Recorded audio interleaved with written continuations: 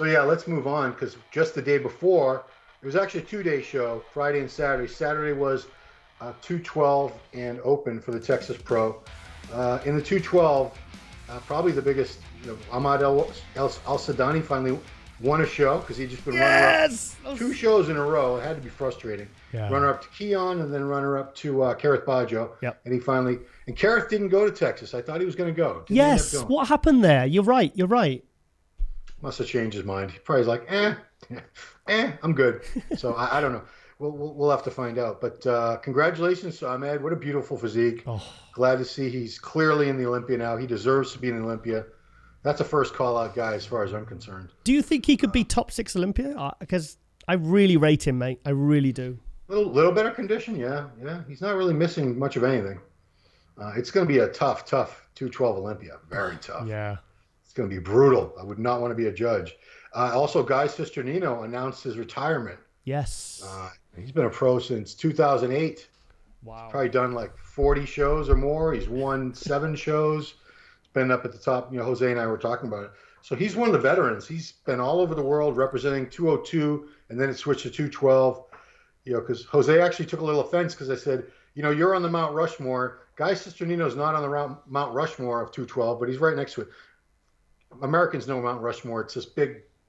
They carved the 4 presidential faces out of a side of a mountain. Listen. We know what Mount Rushmore. We're not total. Okay, we're not total ignorant peasants over here in Europe.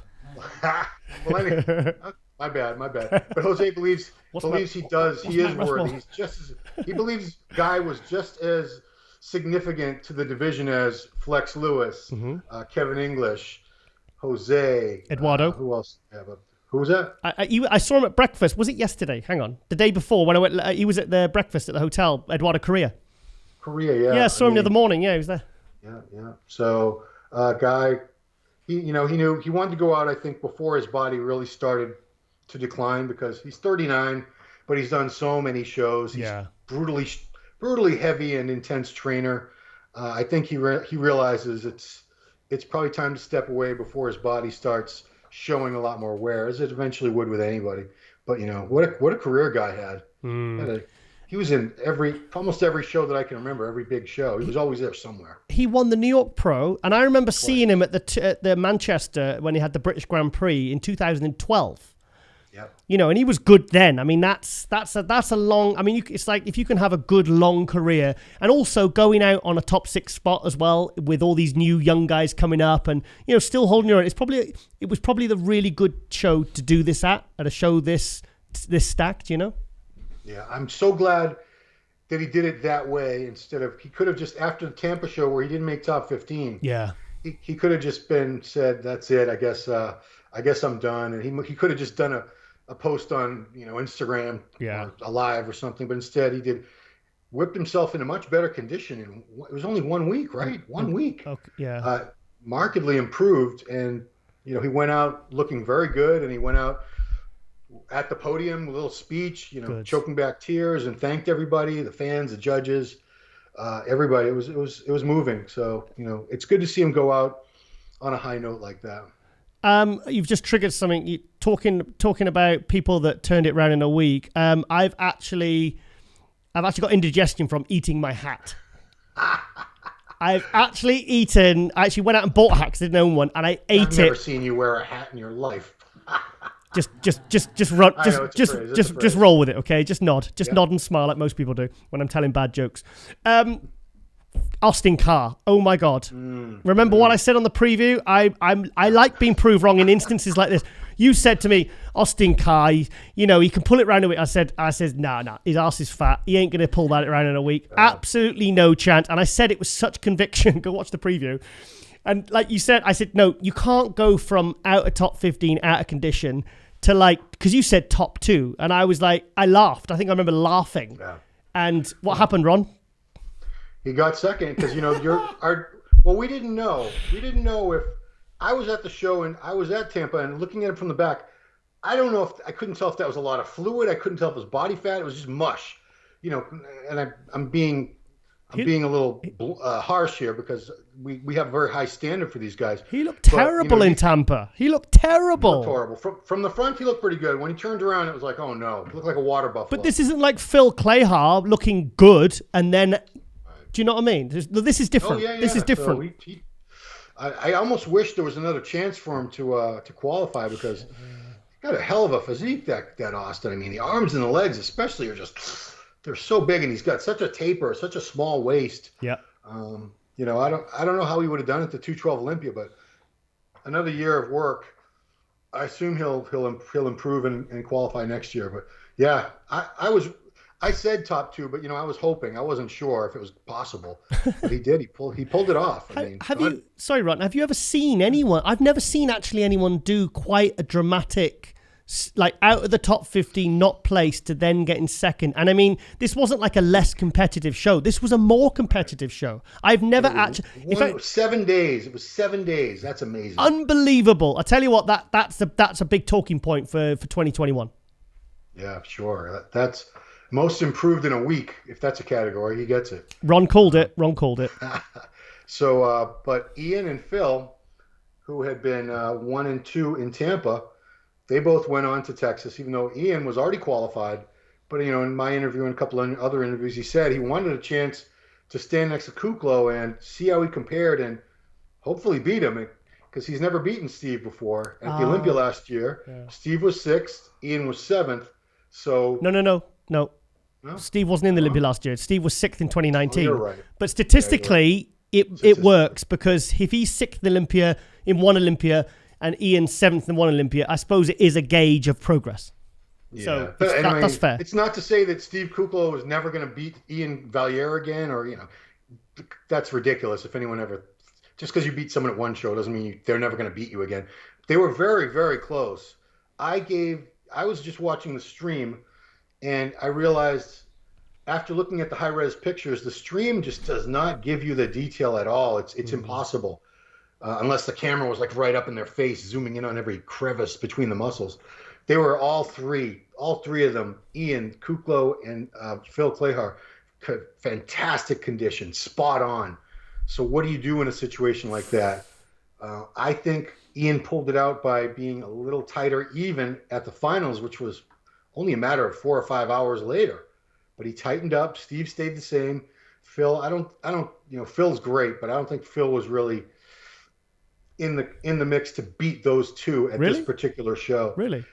Kuklo's just there's so much of Kuklo. Yeah. Shoulders are just, it's just overwhelming with the height, the width, the mass, the condition. And he's a pretty decent posing presentation, pretty decent at that. So Ian, I think Ian pulled it off at the confirmation round, right? Which I've been arguing with people, and now I'm starting to not be so opposed to the whole concept of a confirmation round, because for a few years now, since they started, I said, what a waste of time, and this is ridiculous. We had the judging. Why are we doing this all over again? Because they want to see who looks better and who looks worse. I said, well, why don't they just all try to look their best at the judging, and we'll leave it at that, But we've all seen times where people, if they're not in the first call out, sometimes they go out and have a bunch of cheeseburgers and drink a pitcher of beer, and they come back to the finals looking awful. So this definitely stops that from As I was busy on the Saturday watching the amateur, I kind of saw the updates from the prejudging. Based upon that, I had Kuklo first, and I would have had no argument with Phil in second and Ian third. But as with Tampa, Ian really pulled it out the bag for the night show, and I didn't see those images. So when I woke up in the morning, I was actually surprised that Ian had won, but I know from previous experience that Ian always looks better in high resolution pictures and video. Yeah, and I think he's one of these guys, like say James Holland said, where you maybe have to see him in the flesh to fully appreciate how big and dense and huge he is. And also so I thought he always pulls out the bag for the night show. So in a way, I kind of wasn't shocked, when I had a day or two to think about it. But I was so disappointed for Steve Kuklo. We're not going to see him at the Mr. Olympia this year. Unless he wins the Arnold Classic. It's a tall order, that. Can he do it? Can he do it? The only person I worry about him beating is Bonac. Yeah. Now, not to say that there's a few other people that can't or won't beat him, but Bonac is a 2-time Arnold champion. He's been Olympia runner-up. on paper he's a better bodybuilder, according to the judges at that level than Steve is. Hang on a minute. Hang on a minute. We've got Rulli, we've got Brandon Curry, we've got William Bonac, we've got Steve Kucklow, we've got Sergio. Curry's in the Arnold? I believe he is, isn't he? I'm not sure. I'm pretty sure he is. Well, if that's the case, geez, Steve, good luck. He did. It's going to be tough.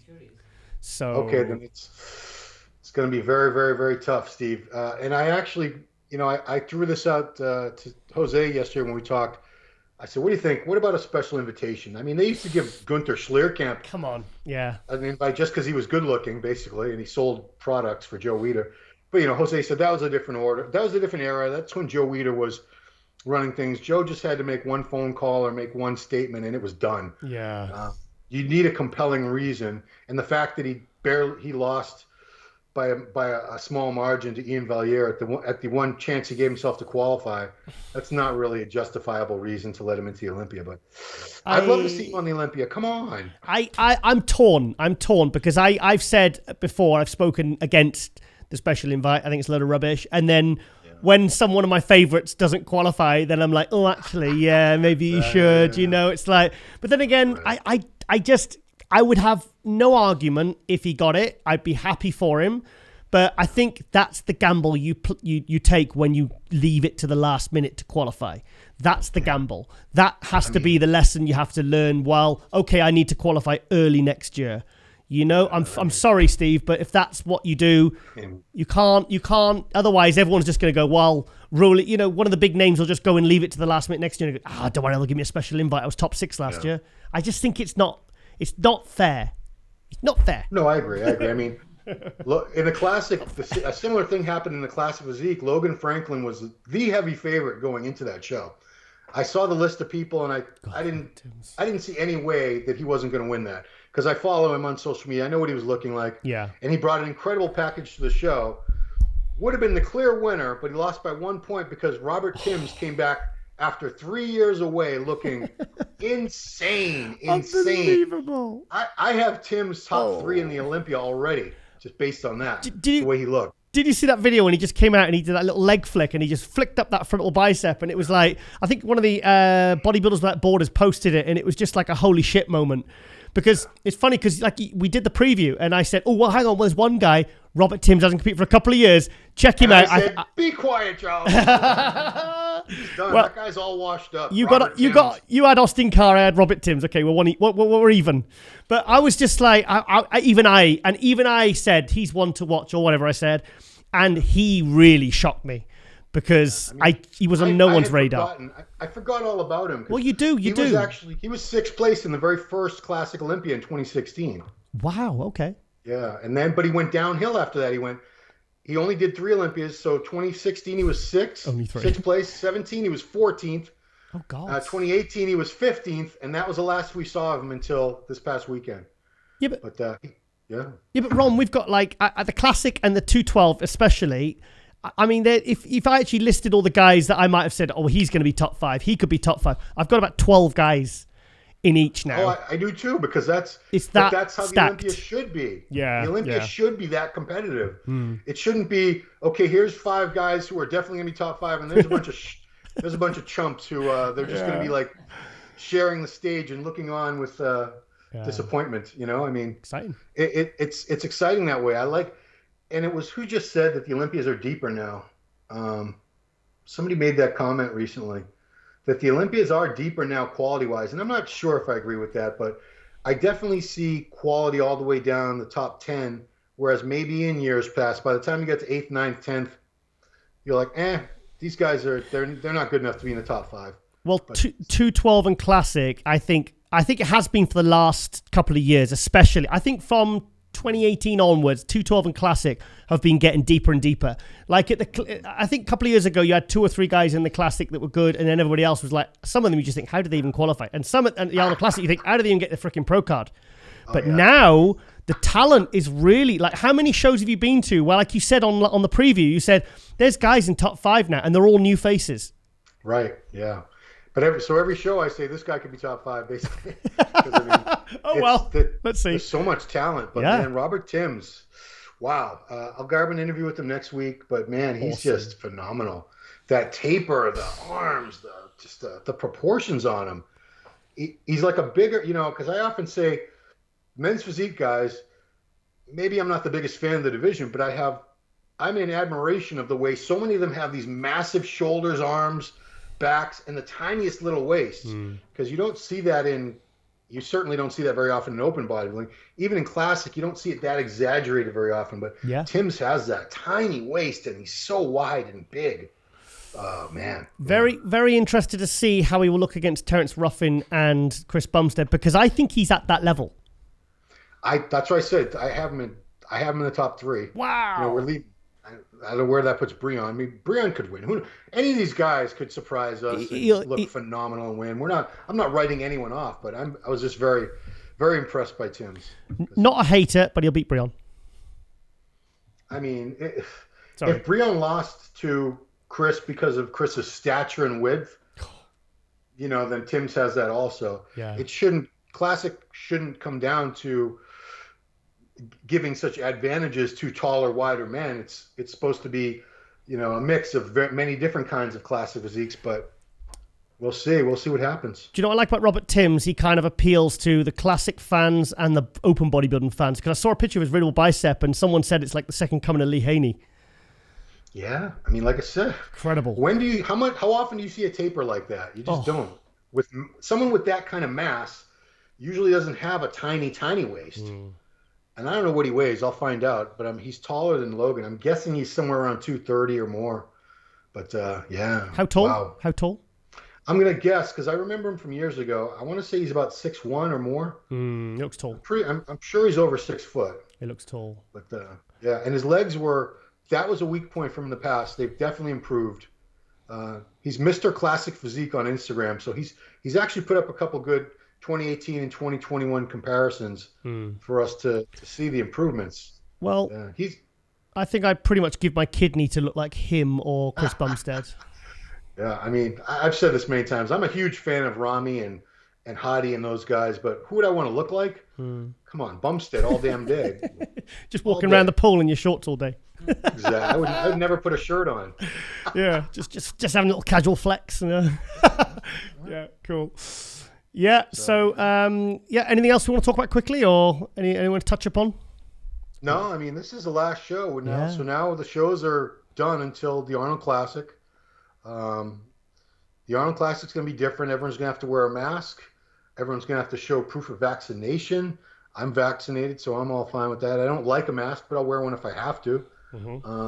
It's going to be different. I'm hoping that March of 2022, when the Arnold comes back, only 6 months later between Arnolds, that it's going to be the Arnold we all know and love with the full expo and no mask and all that. But yeah, and I'm also happy the Olympia is in Orlando at least one more year. Why? Because it's close. It's closer. Vegas, I talked to Dan Solomon a little bit about this in Tampa. The Olympia does belong in Vegas. That's the entertainment capital, and it's glitzy and glamorous. And an event of the level of the Olympia should have that sort of prestige behind it. But I like Orlando's a family city. It's got, not that I ever get to these other places like SeaWorld or Disney or anything anyway, but it's got a lot more going on. Where Vegas it's for grown-ups. It's for, clubs and strip clubs. Oh, did I say strip clubs twice? And I can tell what's on your mind. High-end restaurants and gambling. Strip clubs. And the shows. Yeah, I know. Yeah, I don't know. I'm just maybe I'm getting old and I'm a homebody, and I just prefer Orlando. Isn't Florida like the retirement capital of America? Absolutely. where the old people migrate to? Yeah, there's not many. I'm sure there are native Floridians, but every time I go down to Florida, I hear New York accents, I hear New England accents. The Northeast, the older people seem to migrate down to Florida eventually. Yeah. It's a lot cheaper to live down there too, so it makes sense. Cool. All right then, mate. Well, thank you for coming on, mate. And I wanted to because I said there's been so much going on. And also I want to say a big thank you to Emilio Martinez, Gianrico Pica, for the IFBB Pro Spain and Italy. There was a joint collaboration, Europa Pro. And honestly, I was absolutely... Do you know what? You can always tell not just the atmosphere throughout the event, but when the event's finished and you just look around and everyone's happy, everyone's smiling, and you know everyone's coming back next year. I mean, I just obviously I mingle a lot, I talk a lot, and I'm telling you what, that is how you run an event. I mean, that was next level production. And I spoke to Emilio, and he said, I said something, and I said the word experience, and he went, stop. He says, that's what this is about. You just said it, Gilles. He said, it's I'm out of time, yeah. Yeah. And he said, it's all about the experience. And he just looked me straight in the eye, and I was just like, well, I know I'm having a bloody good experience. And it was just, it was incredible. I was on a high, and I can't wait to go back. And I'll might be doing a little bit of collaboration with Emilio on a couple of things in the next year or so. So. Yeah, it's all about aligning yourself with the right people and the good people in the industry and reciprocating and supporting, and that I'm all for that, mate. A little bit of cross promotion here. I think I got to give you props because you have on the Ronnie Coleman channel on Nothing But a Podcast. It's a multi-part. I don't think you posted all the parts. It's Ronnie Coleman and Chad Nichols together, which I don't think I've ever seen them together in an interview situation in all these years. Never. So good job, Giles. Thank you. I've got 4 parts, and I've got to edit the 3rd part tomorrow and get it over to him because I was supposed to do it before I left, and I feel bad, so I've got to get it out and get it because I think the last part, the latest part, is already up to 52,000 views. So hopefully we're gonna. Do you know we've hit on? I think it was the one where we said Ronnie's home gym cost more than this house. Yes. That got 250,000 views. Wow. So yeah. It's true. And I like to think that. I got 1 view for someone just wanting to watch me. No, I'm joking. No, people love Ronnie. I mean, Ronnie could just be sat there just like blowing raspberries, and I think we'd still get 20,000 views because he's just like, if you read the comments as well, people are just like, yeah, be my dad. It's just people. I mean, yeah. Ronnie's going to be eternally worshipped, and for the right reasons as well. And I think it's, he's just wonderful. I love doing that show with him. But thank you for the plug. Oh, you're welcome. All right, man. I'm off to train my son. He's got to do his back and biceps. So nice. I got to make sure he makes the proper gains. Okay. All right then, Ron. Well, we've got one more segment left to film, and then we're done. So like I said, this episode, obviously, you'll be seeing it on Friday when it comes out. So no point saying that. So yes. Thank you. All right then, Ron. Thank you for Ron. having me, guys. Appreciate it. Thank you for coming on, and I'll speak to you very, very soon. All right. Bye-bye. Thanks, Ron. Bye-bye.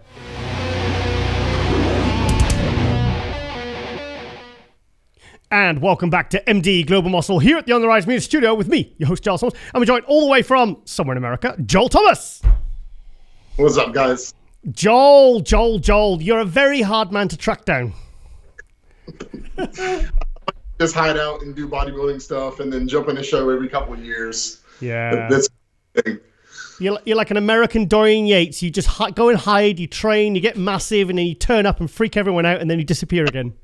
Yeah, sure. That's it. Yeah. It's definitely intentional. So Joel, where are you based in America, firstly, mate? So I'm in North Florida right now. I'm in Tallahassee, Florida. Mm-hmm. Yep. Okay, cool. Right now, so was it because your Instagram got hacked? Because I've been trying to get hold of you for a while. Because I mean, ever since I saw you do the Tampa a couple of years ago, I was like, right, okay, I need to get this guy on. Yeah. So I guess I just didn't get those messages, honestly. Yeah. Because that account got hacked this year. Yeah. Yeah. So, and then the same deal. All my messages don't go to the regular inbox. So, yeah, for sure must have been the problem. Right. Okay. So. Okay. I will let you off then. I will never mention this again. I'm sorry. Okay. Right. So, now I think I've got 9th at the 2019 Tampa. Is that correct? 8th. Oh, sorry, I've just robbed you of a place there. Yeah, that was when you really I was like, holy shit, who the hell is this? I love this guy's physique. He looks like a superhero. Oh my God, I've got to get him on.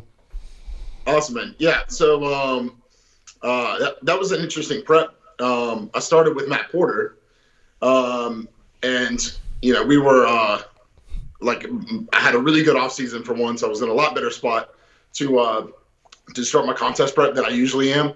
Usually I'm a little softer and a little smaller. But Matt and I just got things off to a great start. And then, as everybody knows, unfortunately, Matt passed away. Mm-hmm. And I kind of sat around without a coach for a couple weeks. it's kind of hard to think about yourself in a time like that. Yeah. So it wasn't like, oh, what am I going to do? Because kind of everybody in bodybuilding was shook up by that. So I just continued the plan that he and I were doing. I made maybe 1 or 2 changes over those weeks, just based on kind of the patterns that we had done up to that point. And then I talked to AJ Sims, and he decided to help me finish out the prep. That's really the first time I've come in condition for a contest. So, I mean, I think a lot of people were surprised by my look for that show, and I was really, really happy with it. So, yeah. So, sorry, you're talking about the 2019 Tampa? Yeah, that was 2019. Yeah. Right, okay. So why did you only do one show? Because I was hoping you'd kind of do a few more, because I was like, okay. Yeah, so the problem is, by the time I was in shape, especially 2019. So in 2019, after the Tampa Pro, there's the Olympia, and then Spain. So I had kind of run out of contests for the year. So what I was going to have to do is hang on to the diet for a long time. So the plan for 2020 was to go ahead and prep for the Indy Pro. So which was going to be the first time. So I wanted to do like Indy, and then Chicago, and then Tampa. So I kind of wanted to hit a string of shows. And typically I do contests. I like to diet over the summer. Right. So my son's with his mom for the summer, so I don't have to worry about taking him to and from school. It's just a lot easier schedule to like go do my fasted cardio every day. Really, my whole schedule is just a little easier. So that's why I like to compete over the summer. But like I said, so 2020, I tore my pec. I think a little tear came down my when I saw that you tore your pec. I went like, no, because you were a guy I was really keeping an eye on, and I was like, I hope it's repairable. I hope it's not a bad tear. Yeah. And I was having just the best progress following the 2019 Tampa Pro. So I actually had coaching after a contest, which is something that I've never done. I always just kind of relaxed after. I don't want to say relaxed after a contest. I kind of just did my own eating schedule and ate when I was hungry and made sure I was getting enough protein in. But I never really pushed to grow after a contest. I just responded so well to that. To where, I was probably 275, pretty lean, which is by far the biggest that I've ever been. Sorry, what do you weigh on stage then, typically? This year? Yeah. 226. What? 226? Yeah, I was 222 in 2019. What? How tall are you? I'm 5'8". So I can just I think it's just my shape. I'm sorry, but I'm really I've got Joel, I've got a lot of experience, and I can almost you and Mohamed Elamam's another guy I got completely wrong. Normally I can tell someone's height and weight. I honestly had you pegged as 5'11", 270. Say it again? I had you pegged in my head as 5'11", 270. That's how you look on stage. That's the illusion. I'll take it. Brilliant. That's good for me. Okay. Wow. Okay. I don't have to be that heavy to look big on stage, which is nice. Part of it I think is obviously a lot of it is just genetic and like just the shape of your muscle, to be able to look a certain size on stage. But being able to keep my waist down in a field where a lot of guys can't keep their waist down, I think that lets me get away with being a little lighter on stage. Like I'm usually one of the smallest guys in every lineup, and at least one of the lightest guys. And I just seem to get away with it. It was good for me. Have you got a really small head or something? Because when I see you on stage, I can usually tell by the dimensions. I'm like, you look like I can't. That's a real shock, Joel. That's a real shock because yeah. Like last year, I weighed, and that wasn't like my fasted weight. Like I weighed immediately before going downstairs to get on stage, and it was 222. 2019. Wow. This year, 226 before getting on stage this year. That's blown my mind, mate. I've got to be honest, because you've got such density. I mean, remember that video you posted on the new account when you're doing the most muscular, and you just look wide and you look big and tall and thick and like. I mean, it's absolutely incredible, mate. Honestly, that's a real shock to me. I've got to be honest. Thank you. Yeah. So tell us about the pec tear. How did you do that, and did you get it repaired? Have any surgery or? Yeah. So. I was going to film. I was going to shoot some training video, and I believe South Carolina. I can't remember exactly. I try to block that out. But, yeah. I was shooting some video for Muscle and Strength, and I was doing. I'd done a couple of videos that morning, like just kind of like instructional arm stuff. So not really with a lot of working sets. I wasn't worn out or anything, but I probably wasn't hydrating normally. And I had just flown in the night before, so like my food and my water and everything was off, which may have had something to do with it, or it may not. Who knows? But I decided to work up into like a really high rep set. So I've always done like I've done these videos to where like I've done 225 for reps, like against these football players at a challenge, and did like 58 reps. Wow. At 25, and then one year I did 315 for 36. Whoa. So that kind of stuff was always fun to me. I click on it, I was trying to get some. So and I had done 405 for a set of 22 that was on my Instagram page. Hang on, sorry, say that again. Yeah, I did 405. 405. 4 reps for 22 reps. Sorry, 4 plates for 22 reps on the bench. Yeah. Wow. Okay. So for this video, I was like, I'm feeling really good. I'm definitely going to do like 25 reps with 405 for this video. And I'm like maybe halfway through, like 15 or 18 reps in. And I was like I was being pretty hasty with it. Like I was really firing away at the reps, and it just popped. Oh. I mean, I knew it immediately. I had to dump the weight, and but I mean, I just iced it and got back to Tallahassee and went and saw the people at TOC here to do my MRI and things. And I happened to the surgeon that does the pec repairs. Yeah. Here in Tallahassee, he does a lot of the Florida State football players. Mm-hmm. So he's really familiar with that injury. And he actually played professional football too. He's a wide receiver in the NFL. Mm-hmm. So he like really cares for athletes. So whenever we sat down to talk about it, he talked about whether to do 1 incision or 2, and he was going to do 1 and closer to the armpit. And it was like, usually they just put things back together. But he told me he was really going to take some extra time to they usually don't have to worry about things like symmetry with football players. Yeah. But he really, really treated it like, hey, this is your career, so we need to do it right. It took like over 3 hours to do like what's typically a 1-hour surgery. Mm-hmm. And I mean, this guy just did Dr. Roll. He just did an amazing job. And even after the surgery, he was like, man, the tissue looks great. You tore it in an ideal spot.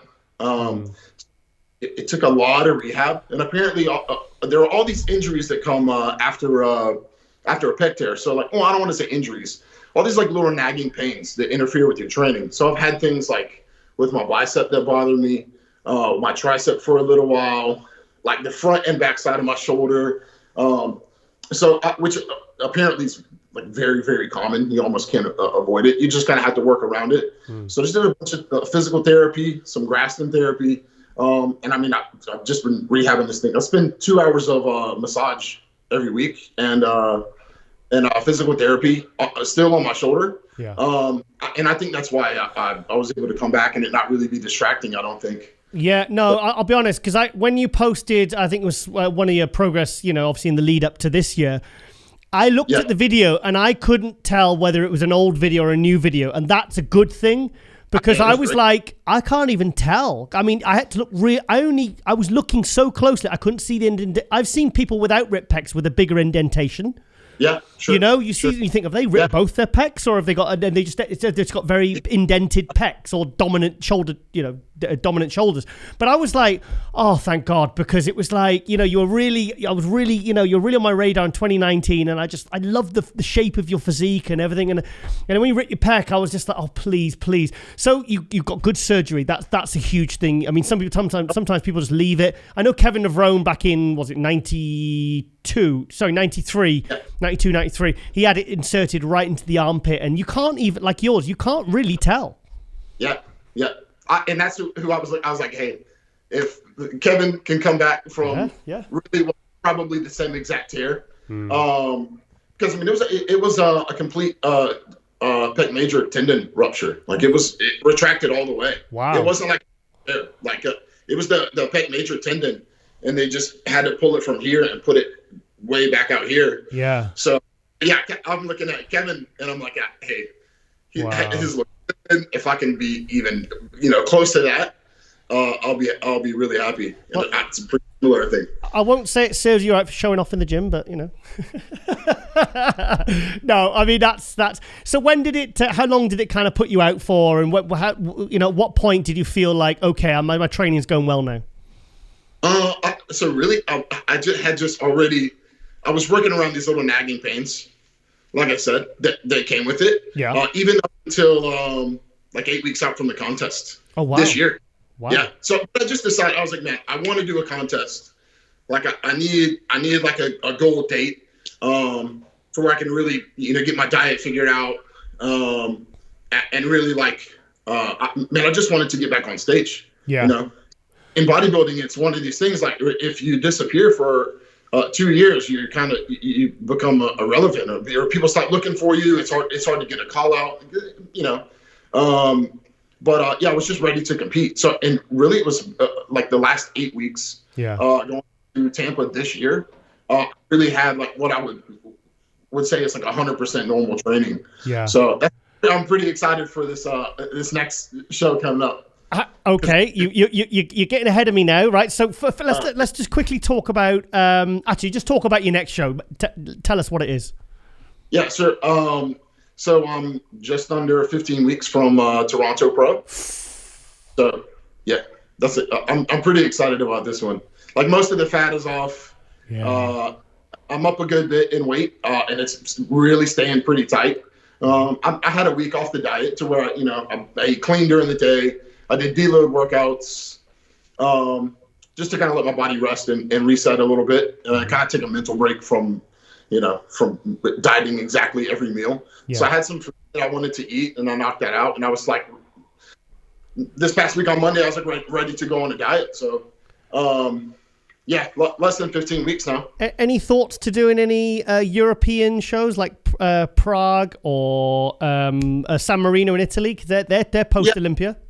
Yeah, so I thought about those. The only thing is, so with really just my last 8 to 9 weeks of training being really good, I wanted to have enough time to actually progress and maybe even grow a little bit. Yeah. Rather than just fine tune the diet and coming in a little harder and drier. Like I would like my stage weight to come up a little bit. Even if it's 5-6 pounds of stage weight. Which I think is very doable, especially considering the amount of cardio that I had to do to get ready for Tampa. I just won't have to do because most of the fat is off. Yeah. So yeah, I had to get heavier than I like for Tampa, just because I'm trying to put on all this muscle that I had lost over the injury. And that's one of the reasons my conditioning could have been a little better for Tampa. It's just I tried to keep the calories as high as possible coming in. Yeah. And at least come in a little bigger, even if I didn't bring the same conditioning. What I'm trying to work out, I've looked at the photos of Tampa this year. I'm trying to work out how your physique has changed. Was it because you were posing more aesthetically, or was your physique looked different this year? It looked more aesthetic. Was it because of the posing or because of some change or? Yeah. The posing was different. Right. Yeah. I knew. Yeah. I thought so. Yeah. I changed my back pose. I had a little minor injury going into Tampa in 2019, and it wasn't allowing me to like sit on my poses, or like it wouldn't let me like contract my hamstrings from the back or arch back on my back poses. And I just spent a lot more time posing. for this contest than I have for contests in the past. So I think my front double bicep was improved. That was the pose. I just went, okay, he's either he's made some dramatic changes with physique, or he's just literally he's learned how to really pose it to make it look its best. I think it's some of both. Okay, yeah. Okay, good. So what's it been like working with AJ Sims? Oh man, he's great for me. Like he just he and I just get along great. Like we communicate a lot, and it's not one of these hey, this is what you're gonna do, kind of regardless of how you're feeling or whatever else. Like he pays a lot of attention to how I feel. Okay. Because I am pretty good about keeping track of what's happening with my body. Like most good bodybuilders, you can kind of tell when you've been pushing for a while. Yeah. And you need to back off and maybe recover a little bit, even if it's for a day or two. Or we have like a super saturation day where we do like over 1,000 grams of carbs, and we maybe do a fattier meal at night to kind of fill back out and kind of reset. Or he's just done such a great job of changing up the cardio. So in the past, I've done my formula was coming into a contest, we're going to eat less and less food and do more and more cardio. And I always got to a point to where like I kind of got like it seemed like acclimated to the cardio to where I stopped responding from it, and then I was just kind of doing it for free. So we did just like this push-pull thing. And AJ has just done a great job of figuring out when to feed me more, when to take some food away, when to push the cardio. So yeah, he's. I've even made some trips down to train at the dump in this garage. Oh, nice. Yeah. So and that's really cool, especially coming in like towards the end of contest prep. He's able to like see me and make like some hands-on change, like from physically seeing me in person and saying, hey, this muscle looks like this. We need to do this and this with the diet, or so yeah, just even like the last handful of weeks coming. Like he just did an amazing job of making adjustments that it's just things that I've never done in the past. Yeah. So I'm able to refeed more frequently. And it just seems like my body is happier going into a contest rather than just staying sucked out and staying depleted and really suffering the whole time. So we go through these little phases to where we suffer. Yeah. And then you get to rest up a little bit. Good. So were you both happy with what you brought to Tampa this year? Yeah, and he and I even discussed it. We were like, hey, we're not going to be quite as dry and hard as 2019. So we were going to try to bring a little fuller look, which is why I think it made me look like I improved from one show to the next, even though my conditioning wasn't quite what it was in 2019. So the conditioning for the next show should be great, man. Was it sixth? It was 6th or 7th you got, wasn't it? This year, yeah, 7th. 7th, yeah. I was just happy you were moving forward because it was as tough as last year, and I was just happy to see you back. I was happy to see that the pec tear wasn't evident, and it was just I was like, okay, he's moving forward. But I think I'm excited to see what you could be bringing to Toronto, definitely with more, with less kind of injuries or whatever affecting your training, and you can have a good 15-week run. I think you could really bring an exciting package to Toronto. Yeah, thank you. I think so too. I'm very, very excited about it. Right. The last progression season that I had right before the injury, man, I was so. It's just the best I looked. I just never rebounded like that in a contest. Yeah. So now we get to have a similar rebound and then just go right into another contest. Yeah. So when did you turn pro? Where? 2013 in the super class in Miami at Nationals. The same show as Kevin Jordan. Okay. So what? Yes, Kevin Jordan won the overall at that show. So from 2013 to 2019, what was happening? So I did the Tampa Pro in 2015, and I did that with Matt Porter. Then 2016, 2017, I was going through this whole custody deal. Okay. And that just kind of makes it hard to like stay focused on your meals. Like I was working out, but just to stay in shape and because it's something I wanted to do. But focusing on anything other than that was kind of impossible. So as soon as the custody stuff got worked out, my, life got back to normal, and my son was back and went to school with me every day. That's when I did my own prep in 2018, and I was just kind of soft for that. I tried some things on my own, and I had an okay look. I was 10th in a group of like 20 or 23 guys, so I was okay with that. And then obviously 2019 was whenever, I was like, all right, we're back to bodybuilding. Yeah, so. Good.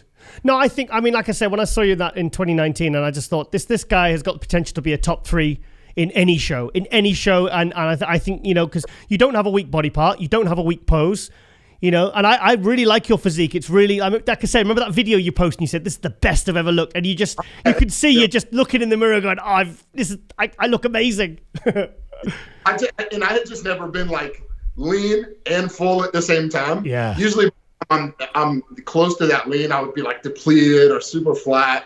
So yeah, it's very exciting. And AJ only had like 6 or 7 weeks to figure me out for that. And he just harasses me all day. Hey, how are you hungry? How are you feeling? How are you looking? How's your training? Like he's just on top of it, and he's able to make all these adjustments that they were all just things that I've never done in the past building. So it's really cool. It's super exciting to me. That's such a good coach. Someone that's actually pestering you to just see how you're feeling and looking and doing and. Yeah.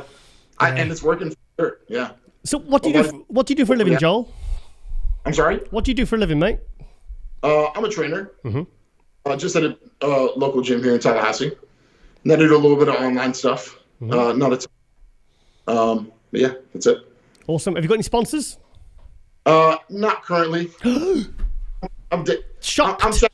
I'm checking a couple out. We're talking to a couple guys. No, I think that's why I'm really looking forward to Toronto, because I think if you brought your best package, I think I think you're one of those guys that I've been watching for a while that could take that level up, Yeah, I think so too. Yeah. Especially like just the way that this whole last 2 years has worked out, like finally coming in really good shape for a contest. Yeah. Then I even being able to make improvements to my physique with the pec major tear in the middle of that, and coming back and improving my placing. This is the first year that that I stood next to somebody who's done the Olympia, and like Lee, I beat Lee on the scorecard for the night show anyway. Lee. Song Chol. Lee? Oh, yes. Yeah, of course. Yes, of course. Yeah. Yeah, he was 12th in Olympia. He was 12th in Olympia. Yeah. So, and I mean, be able to stand next to somebody like that and beat them on a scorecard. Yeah. Even if it's just for the night show, like that's I'm like, okay, like I can be in a mix, just with just a little more growth, and then fine tuning the diet from where my body is now. Like, it's just like this is honestly the first couple of years that I've been able to see it. Yeah. So yeah. I would like to see you do a couple more shows. I'd like to do if you could do at least one or two shows for the rest of the year as well as Toronto. I think that would really.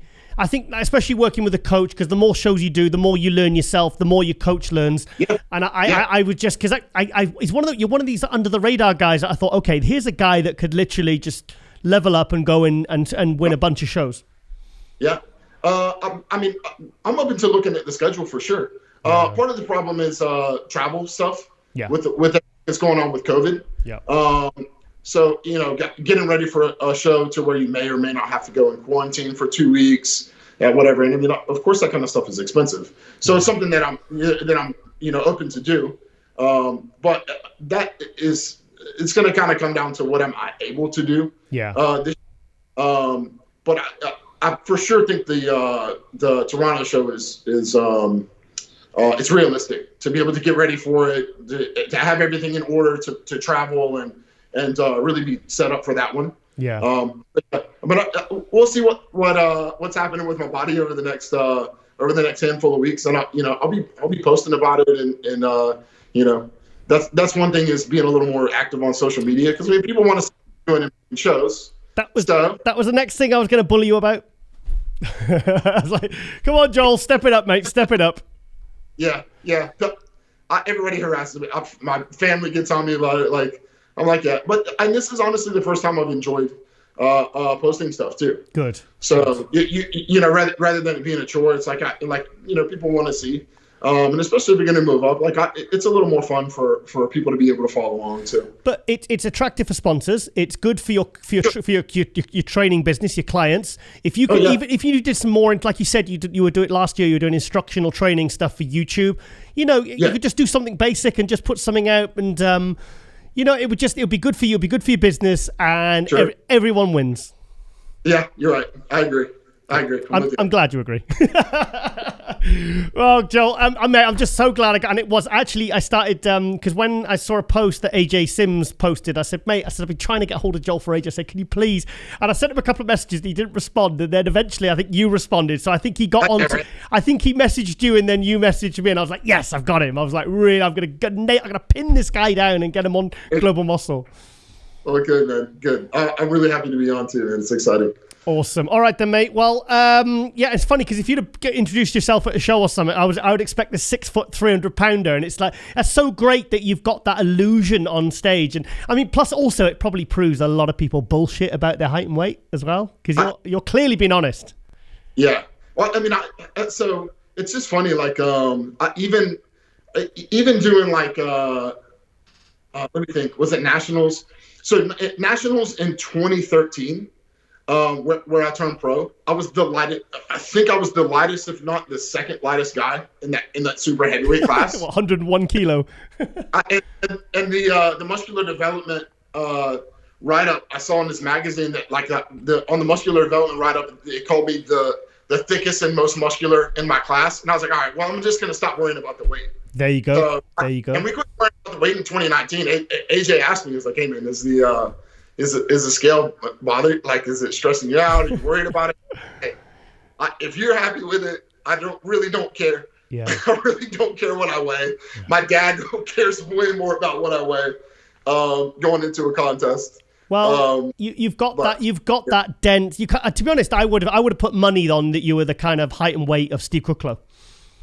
Okay. Yeah. No. But I'll take it. Yeah, you take it. Yeah, no, but absolutely. Because I mean, like I said, like I've been watching you for a couple of years, and I just thought, okay, like I said, this guy's got real potential. Because like I mean, your calves are incredible. You got these freaky calves. And please tell me you're one of those guys that trains them hard, not genetically, please. I trained them hard since my pec injury. Good. Get them extra freaky. Yeah, sure. All right then, Joel. We're a year and a half into actually hard calf training for me. So can you believe this guy? Well, yeah. Just keep going, mate. Keep going. Anyone you'd like to thank finally? I just want to thank AJ Sims, of course. Like he's just he's been just so positive. Like having a coach make you be accountable. Yeah. Even rehabbing an injury and things like this guy. Like I'm going through an injury and he's like put me on a diet. Wow. So yeah. So I just can't thank him enough. And my training partner who also lives here with me is Chris Race. He just makes things go smoothly going into a contest. He keeps me accountable like on a daily basis, and helps me push the training. So yeah, those guys are pretty clutch for me. My family too. Like I'll mention my dad giving me a hard time about what I weigh. Like a lot of people's parents maybe not so supportive of bodybuilding, but man, my parents are just huge bodybuilding fans. And aside from that, and my son, like he's just he's 12, so this is like the first year, this is the first year he's like really been into it, you know. Cool. So he and I went to a contest last year and just watched, and I'm like showing him how they're judging or why they're moving this guy to the middle. So yeah, then this year is like he was excited. He was pretty excited for it. So awesome. Yeah. Awesome. Well, how cool would it be if you ended the year with a win at Toronto? That's the plan. You never know who's going to show up. Joel, I'm telling you, mate, that's achievable, or at least you'll get a good amount of points for next year, and then because obviously that qualifies you for the following Olympia, 2022. Right. So if you've got like a first or a top 3 there, then you could either get a win or enough points to really kind of ramp it up for next year, and then get yourself into the Olympia. Yeah, that is the plan for sure. Yeah, and please don't tear anything else. Okay, be careful. I won't say be careful because you got to train like a maniac. Yeah, right. But yeah, no more. Let's do this for YouTube clicks. You're not Larry Wheels. Yeah, right. All right, then, Joel. Thank you so much for coming on. Finally, getting you on MD Global Muscle, and all the best for the next prep. And yeah, thank you for coming on, man. I really appreciate it. Thank you. I appreciate it, man. All right, thank you, Joel. Yeah. See you guys. Bye. And welcome back to MD Global Muscle here at the On the Rise Media Studio with me, your host, Giles Thomas, and we're joined all the way from very sunny Scotland, Alix Small. Woo. Hi, guys. Alex. First of all, obviously, congratulations for winning your pro debut in Alicante last week. How do you feel? Thank you. It was literally incredible. Like, what an experience. I mean, I was going there for one thing. So I am a very competitive person, but I tried to embrace it all, and luckily I was able to perform and present a physique that I was incredibly proud of. So yeah, it was just an incredible experience. First of all, I want to say your age. You're 21 years old, correct? Yes, 21. Yes. That in itself is unbelievable. The fact that you're going to the Olympia at 21. I'll come to some of the other points of why you're a big talking point at the moment. But you first came up on my radar a few months ago, and you were quite a lot heavier. Yes. Yeah. So I'm heading somewhere with this. I want to talk about the transformation. Is that you were doing like no-handed flips, and I saw IFBB Pro, and I thought, oh, she must be a pro, obviously fitness pro because of your gymnastic kind of posts. And then I've never seen such a transformation. I mean, certainly in that lower body, your lower body just. I mean, yeah, you've got to put out some before and afters, please, because that's absolutely mind blowing. Thank you. I train like a psychopath. Okay.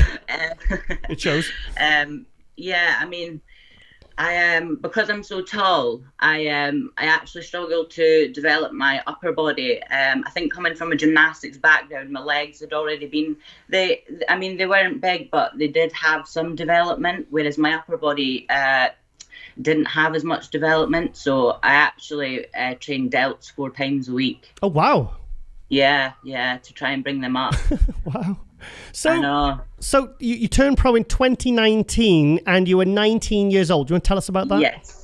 Yes. I think I was. I think I still am UK's youngest pro. Mm-hmm.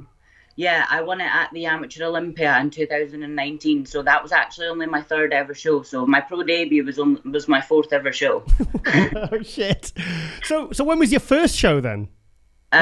A month before I did the Two Bros Regional, and then I did the British final where I came 2nd, so I just missed out on the pro card. So then I went again at the Amateur Olympia and got my pro card there. So what age did you start training then?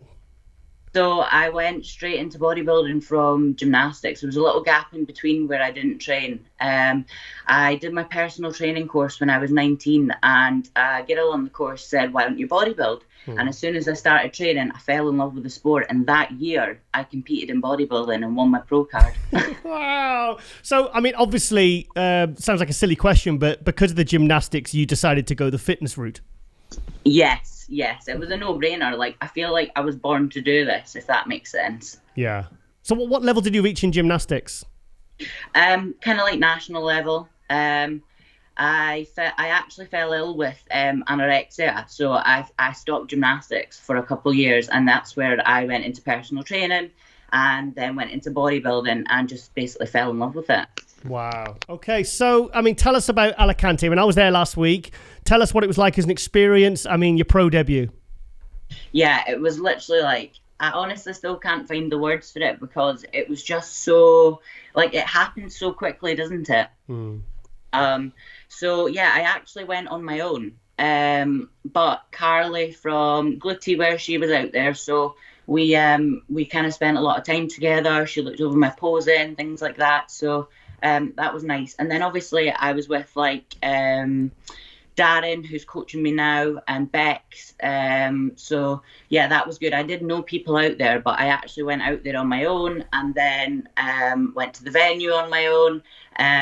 But I knew the fitness girls backstage, so that was nice. So your prep, you've switched coaches to, is it Darren? What's his name? Darren Farrell. Darren Farrell, the classic guy who's training partners with Jamie DeRigo. Yes. Okay, so how did that come about? Basically, I just felt like I needed to have a fresh start going into my Olympia prep. And Darren's really clued up on the female body. He's got like a master's degree in it. So, basically, I just wanted to go down a different route. And I'm actually going out to quarantine in Dubai, so I'll be doing a bit of a training camp in Dubai with Bex and Daz before I go out to the O. So, I mean, and also George White put on, I think he put it on one of the comments. I brought it up on the shout out hot news segment last episode. And he said, and I wonder if you can confirm this for me, that you're Scotland's first ever pro at the Olympia. Yes. I am. Wow. I'm Scotland's first ever to qualify for the Olympia. Yeah. I can't believe that's. I should have known that really, but I'm trying to think. There literally has never been a Scottish person in. No. Pro. Crazy, isn't it? Ever. Flying that flag for Scotland. So yeah, that's like literally insane. Like that's like a dream come true. It's just crazy. Wow. So what do you do for a living then? Are you studying or? Online coaching. Online coaching. Wow. Okay. Yeah, I also do a bit of fitness modeling as well. Okay. Fantastic. Yeah. So I make my money mostly from like social media and online coaching and like fitness modeling and stuff. Yeah. So obviously you're back home now. What was it like coming home to your friends and family and with a pro win? Yeah, I mean they're literally delighted. They are over the moon for me. So I mean, there's been this burning desire in my belly since I was a little girl competing in gymnastics to reach the top. So it's like there's always something been trying to get out of me. So the day when it happened, it was like, relentless. Like everything made sense, and I've just got more to give. Like I just want to go now. So yeah. So, I mean, let's go back to Alicante. I mean, you beat, I mean, Kate Errington, she's been second in the Arnold Classic. She's been third, she won the Arnold Australia. She's done a couple of Olympias. You beat Mina Pujolati, who's been in several Olympias. She's won multiple pro shows. I mean, you beat two very, very good ladies there that have got an amazing contest history. I was shocked. Yeah, I was shocked. Like, you work so hard, and you put in the work when other people aren't working. So I was shocked, and I still am speechless. But I feel like I'm going where I was born to go, if that makes sense. But these ladies are literally incredible. So that's why I was so shocked when it happened, because I just thought, oh my God, I can't believe that this is I've actually done this, because they're so incredible. Lauren from Buff Bombshell Show, she was helping me with the live stream. She said to me weeks ago, she said, Alex will win it. And I said, how do you know that when you haven't even seen her compete yet? She says, no, she's got the tricks and she's got the physique. I'm telling you, she's going to win. And I says, are you sure? I mean, how could you? I mean, fitness, you have to see it before you can make a decision. Yeah. So, I mean, fair play to her for calling that one weeks ago. And she was 100% certain. I know. I actually heard it on the live stream. I was like, oh, thank you so much. It was so lovely. Yeah. So lovely. So, I mean, how many weeks are we out from the Olympia now? 7. 42 days. Yes. No, 49, sorry. Let's go. Yeah, you excited? Oh, I'm so excited. I can't even explain. I mean, I'm going for the experience, but I also want to come top 3. So. Well, I said. Oh, actually, I haven't. I've written it. It's actually not in. It's I think in a future issue of MD, and I said I think we've got a new star is born for fitness. Oh, thank you. I really do, and it's great that you're British as well. Yes, flying the flag. Yeah. So wow, Scottish. So you're the first Scot to ever be in the Olympia. That is huge. What a responsibility. I know, literally insane. It still hasn't sunk in yet, but yeah, I've got to go there and just prove everyone that I'm worthy of it. Yeah, I think you're going to do well. But I mean, you did a Venom kind of, because I was like, I'm a comic book nerd, so obviously I was really feeling the old Venom theme. Carleen wants to know, are you going to do a Braveheart routine for the Olympia? No, I've got something special. Oh, any clues or? No, can't give clues. But you'll like it. That's all I'm going to say. Is it Batman or? No, it's better. No, sorry, nothing's better than Batman. Sorry.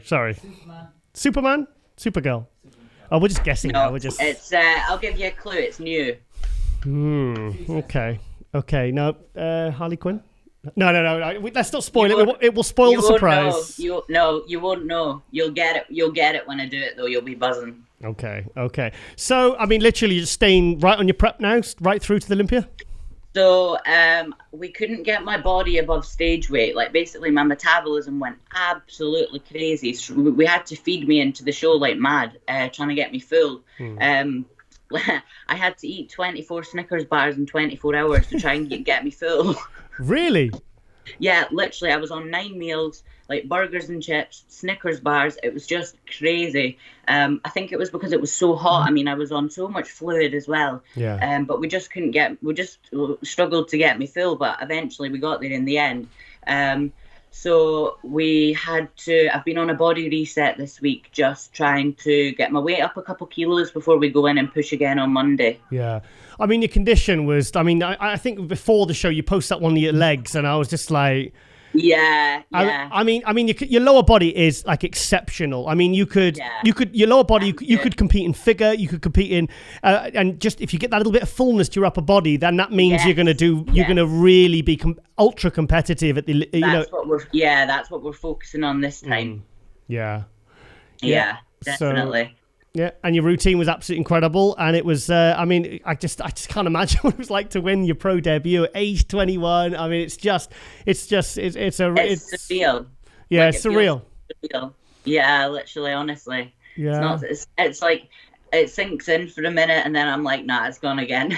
I'm still on cloud 9. Yeah, I mean, thing is, you didn't just bring like a really good physique, but you brought an amazing routine, because fitness competitors really are kind of underrated in terms of how much work they have to do because of the gymnastics, because of the dance, the routine. I mean, I can't imagine how much cardio training, gymnastics, and practicing you have to do just to be able to stand on stage.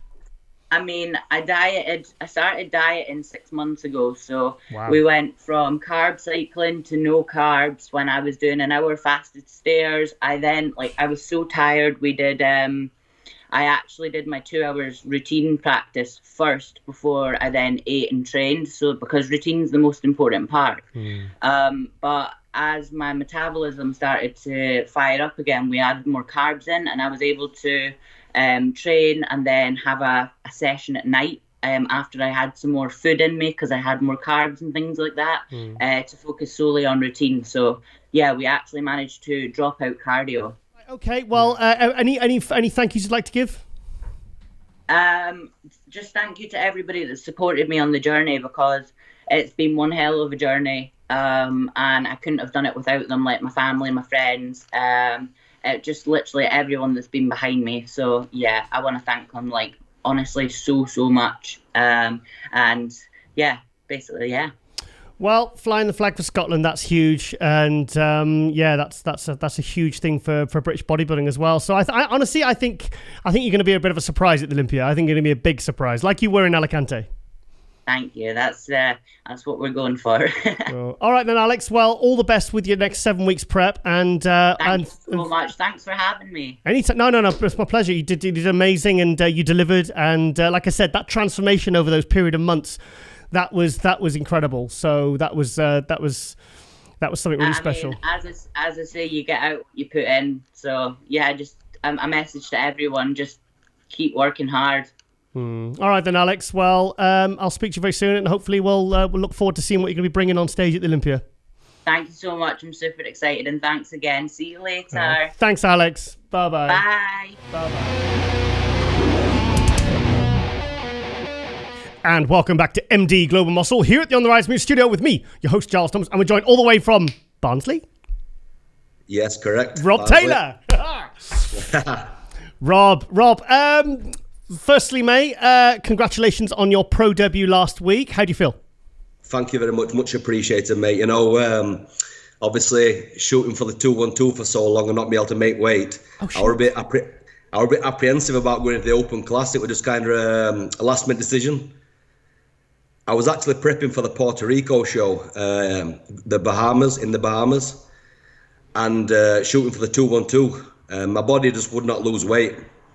So this is when I made the decision that I'm going to do the open class. So I'm really happy with my placing. We'll go into what happened show day. A few things went wrong. Okay. You know, I got sick. So obviously, I believe lost a lot of fullness in my upper body. But for my first outing, 8th place out of 19 guys, 20 guys. I mean, it's amazing, like, you know, what dreams are made of, bud, you know. Yeah. So, I had no idea, because if I'd looked at your physique, I'd have said, is he like the kind of Ronnie Raquel, you know, the guys that are like Bonac, where they're just slightly too big for the 212, but maybe not quite big enough yet to be placing kind of, you know, compared against guys like Rowley and Nathan. So you were looking to do 212? Right, so I turned pro in 2019 at the British Two Bros. Yep. I turned pro at 220 pound. Okay, 100 kilos. So 6 months later, I found out I had stage 4 arthritis in my left shoulder. Oh shit. Yeah, so I went to Budapest and I had stem cell treatment. I had fat transfer, and they did a liposuction and they injected my shoulder. So basically, usually when I start prep, I'm round about 265 pound, 270. Fucking hell. Okay. At 5'6". So wow. I actually started prep the last time at 240 pound because obviously the operation and things. Yeah. So I thought it's a no-brainer. I'm going to make 212. So for obviously 2020, I aimed for the New York Pro and that got moved, and then I aimed for a few shows and the COVID obviously struck. And then I had the operation. Then I decided this year I'm going to do the Puerto Rico Pro in Bahamas. Yeah. Started prepping. I was 6 weeks out. My body fat was coming down. I was changing physique, but my weight wasn't changing. And I was doing 2.5 hours cardio, no food. I was like basically just starving my body. And it come to a point where I thought to myself, this ain't bodybuilding, this, you know. I'm going backwards, not forwards. Yeah. So I said to my wife, I said, you know what, I'm going to do the open class. And this is when I approached Jamie. Jamie's been a long-term friend, Jamie Dorigo, IFBB Pro, and decided to move to Dubai and do a training camp out there. I didn't know that. Okay. Yeah, so we've got a lot to chat about, mate. Yeah. Come on, Wow. Okay. So you've been working. So Jamie Dorigo prepped you, correct? Correct. Yeah. So before I worked with Chris Aceto for 4 years. Okay. And you know, like, I've not got a bad thing to say about Chris. Chris is a great guy, you know, but I wanted more of a personal basis with my coach, where Jamie's my friend, and I wanted somebody who was going to like really look over my prep in person, like I do with my clients. So basically, I've got 2 children and I own a gym called Muscle Unit Gym, and I've got a few businesses back home, and it got to a point in prep where, you know, it was just too much, you know, like I had too much going off back home, too many distractions. I needed to get away. So I discussed with my wife. I said, listen, I'm going to go to Dubai, live with Jamie, and basically have a training camp out there. And it's the best move I ever did. How long for? I went there for 7 weeks with Jamie. Yeah. So I moved about 2 weeks before Nathan went to Kuwait. So I decided to go to Dubai. I lived with Jamie. We trained together. Everything, you know, we posed daily, and, you know, I believe we brought a great package to stage this year because it was very personal, very one-to-one basis. Yeah. James is a great guy, great coach. Do you know what? He's a great bodybuilder himself, but I mean, if you look at his feed, it reminds me kind of like Patrick Tour, where it's just success. Everyone's in shape, everyone's winning, everyone's doing great. If you looked at Jamie's post, you wouldn't even think he competed anymore because it's all about his clients. Yes, yeah. Which is, you know, it takes a lot for an athlete to do that, you know. He's very personal with his clients, which I like. Yeah. So obviously, like I said, I had the stem cell that didn't work. So it was like I'm working around injuries now, you know. But I believe that, like I said, the show day. So basically, we started carving up like 4 days early for the show. Yeah. And then the morning of the show, because I knew it was going to be a very late show, we went to pose in Holiday Gym in Alicante in the same lighting every day. I went and I was really happy with the look. I was really crisp, really dry, like you saw on stage. Yep. But I had like added fullness in my upper. Then I had meal one, which were 100 gram of salmon and some baby rice. And then I just didn't feel right after that. So I don't know if it was food poisoning or a virus. So once I ate this meal, I couldn't stop going to the toilet, mate, all day. Literally could not hold a meal down. So I didn't eat from like 9 in the morning while 9 p.m. at night. So when was this? Well, what point? Show day. Oh, show day. So what? Yes, mate. What did you weigh on stage? Right. So I weighed 220 pounds. What I got pro at. Oh, okay. I was like 230 pounds like 2 days out. So you would have been kind of a good 8 to 10 pound heavier. I'd have been 226, 228, yeah. Which for yourself on a 5'6" frame can make a hell of a difference. That's a muscle unit, mate. That's it, mate. Yeah. That's it. Yeah. So you're in Dubai now. No, I'm back in the UK with my family, so I've come home now, mate, yeah. Okay. So basically, Dubai's red listed. So I had to be in, like, obviously Alicante for 10 days prior to coming home. So I stayed, obviously, went a week early, and then I stayed a little family vacation, and then come home. But it wasn't much of a vacation because I was sick up to like 2 days ago. Oh, shit, yeah, because we were going to do this the other day, but then you said, Giles, can you just give me a couple of days, mate, because I'm feeling a bit ropey. Yeah, I could not brush it off, mate. I couldn't brush it off. I don't know what it was. I couldn't hold any food down. I had no energy. I was really lethargic. You know, my weight was dropping. Actually, the day after the show, mate, I went to 215. 215? I put it on my social media, on my story. I'm like, one more push, I'd have been 212. yeah, exactly. Yeah.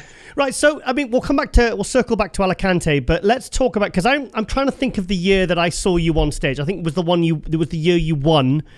Before the split at the UKBFF British Championships, and I remember just looking at you, and you look so impressive. Like I said in Global, I said, you know, when you stood there relaxed, you really stand out in the lineup because you kind of look almost your best when you just stood there relaxed because your structure and your thickness. Yeah, appreciate that. Thank you. In that front relaxed shot, that's one of my best shots. Yeah, that's a good shot to look good in because when they're scanning the lineup, it's like, oh shit, he looks good. Yeah, it's the kind of first impression look, isn't it? Yeah. So what show was that? Can you remember? I think that was Was it the last UKBFF show or was it the Two Bros show? No. It was the UKBFF. I remember seeing you there. Yeah, the British Finals 2018. That's right. Yeah, that's right. I think the James Hollins that took the pro card that year. No, that was 2017. Were it 17 that? Yeah. Right. 17. That was the year of the split because he won the super heavyweights and overall Rhea. Well, Rhea was third actually that year. So right. But, I was at that one. I remember thinking, shit, this guy's got potential. But you kind of who's the bodybuilder I'm thinking of, just over the 212 limit. Doesn't matter. But you're one of those guys. It is kind of to get top 10 in a show that really you're just slightly over the 212. As I said to you by text, I said that's a really good starting point. Yeah, but. Thing is, Giles, it's like this because I've been like since 2019. I've been dieting for 212. I've got it in my head. I'm doing 212. I compare myself like height wise and like limb length and stuff like Flex Lewis and these guys. You know, like there's not much in us in height wise. So I'm thinking if these can make 212, surely I can make 212. But you know yourself, if you carry too much tissue, I mean, Flex is the same now. He's got to do open and Heidi's same, and you know. You can't make the weight. It's just impossible. You end up like ruining your physique. So from 2019 to present, I've not had no off season. Oh shit! Okay. I've zero off season, mate. I've literally got a Stairmaster in my garage. I do 2 hours a day on it. 2 hours a day cardio for 2 years. Yes, mate. Trying to make weight. You know, I got it in my head 212. I've got no off season. Yeah. That's discipline. So basically now I've got the opportunity to grow and like really like grow into a class with a mindset. I'm not restricted anymore. Yeah, I've just remembered actually because I remember having an argument, well not an argument, but I had a discussion with Sasan. Yeah. When Sasan Harati won the British in 2015, and I said to him and his sponsor, I said, look, for the first year, why don't you? Because I think he was something like about 100 kilo, and I said, look, why don't you just do 212 for the first year? And him and his sponsor says, no way, we're just going to go for the open. I said, look, just do 212 for 1 year. But even he would have struggled to go. So it's kind of like similar position where you just went, sod it, I'm just going to go for the open. 100%, yeah, 100%. I mean, like it's kind of a bitter pill to swallow when you've got it in your head. Something I'm convinced I'm going to with 212. So I thought, it'll kind of a bit of pressure. They say you like pro debuts, you've got no pressure, but I'm thinking, am I going to look out of place? I don't know. So what me and Jamie did, we flew to Portugal. Actually had a client compete there, and I just went and watched the open class in Portugal, just to like compare myself. And I thought to myself, if I play my own game conditioning, I won't look out of place with these guys, you know. But then obviously the Alicante show was just a different ball game. I mean, like a crazy lineup. It was crazy. I mean, like I said, I saw the call-outs and you were getting really good call-outs. I know you heard me on the live stream. I was like, wow. I said, this is really good, because I was up on the second tier and I couldn't get a grasp of see like the finer details of like how you were moving, of how you looking and stuff. And I was thinking, well, judging by the call-outs, you know, Rob's going to get a really good look in here. Yeah, that's it, mate. Yeah, I mean, like. When they put me in the middle of that second call out, I was like buzzing, you know. Yeah. I mean, it's a great feeling. But do you know where it is, Giles? With me pro debut, I was that excited. I mean, like, I think there were about 25, 30 people travelled from UK to watch me. Oh, wow, really? From my gym, yeah, it was crazy. I got like my kids, I got my family, I got everybody over. So I also bring a big following. So, you know, on the day, I really wanted to enjoy it. And with the sickness, it was like kind of, you know, we're kind of fighting there as well. So I'll try to take it all in at the same time. So it's only been like the last few days looking over videos I've really took in the moment. Do you know what I mean? Yeah. Well, I think to do a pro debut, forget the placing. I know you weren't kind of as big and as full. Maybe if you hadn't had that 212 thing in your head for so long, at least you got your conditioning right. At least you brought a 100%. Package that. I mean, it doesn't matter if you come in a little bit smaller version of what you would want to be, as long as you nailed that condition, and you did that, mate.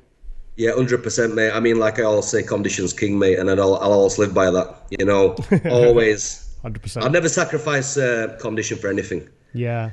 So, what was that like? I mean, being backstage with like Nathan D'Ascio, Ruli Winkler. I mean, you know, you're up again. That was a really, really stellar lineup, mate. It was a strong lineup, mate. Yeah, and you know what? They're all wicked guys, mate. They're all top guys. I mean, like Nathan's my mate anyway, but they're all like good guys, and you know, you're kind of like up there with your idols are becoming your rivals now. It's madness, you know what I mean?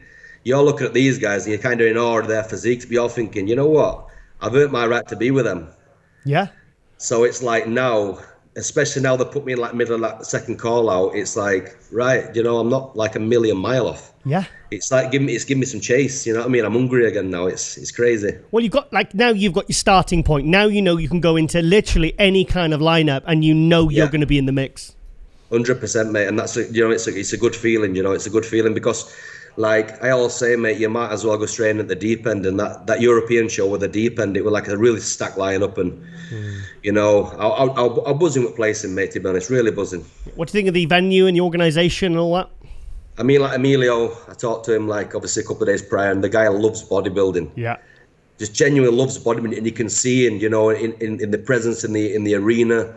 Lighting, just everything, just like the production. It really loves bodybuilding, you know what I mean? It's good to see. We're like a mini Olympia. Could have done with a bit more aircon though, because I was dying, mate. Mate, it was so warm, wasn't it? I was like... Backstage, they actually said to us, you know, like, you don't have to wear your mask after the first round. And I'm thinking, one, it's red hot and I want to show these teeth off, do you know what I mean? So... I heard your commentary, Giles, saying that there's some cracking teeth, them. I can see him right about 100 foot back. So you happy for Nathan winning? Happy for Nathan, mate. I over at moon, you know what I mean? Get the guy brought down afterwards, you know, he's been through a lot, you know. He's been through a lot of adversity, you know, especially with all this COVID and stuff with gyms, with you know what I mean? And for him to win, you know, it was like a personal victory for him to beat Rowley anyway. You know, I know he's always wanted to beat Rowley, but like he's back on form now, you know, he's back to Olympia, and, you know, it puts him in good stead, you know what I mean? Good stead, you know.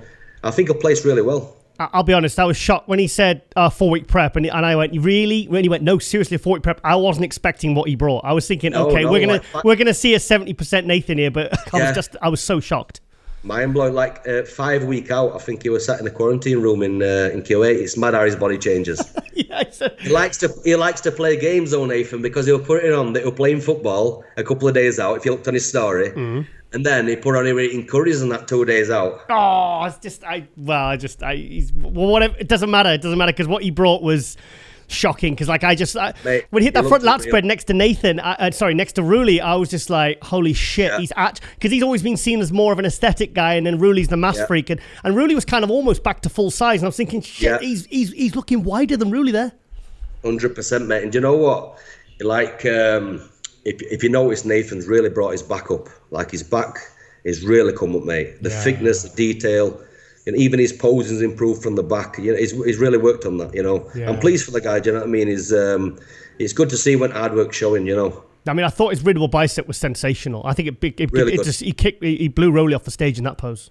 100%, mate. 100%. I mean, if you look at the pose for pose and that, you know, it won Nathan's. Yeah. It won Nathan's. I mean, Rolly looked a lot better than in Alicante than it did in Chicago. Yep.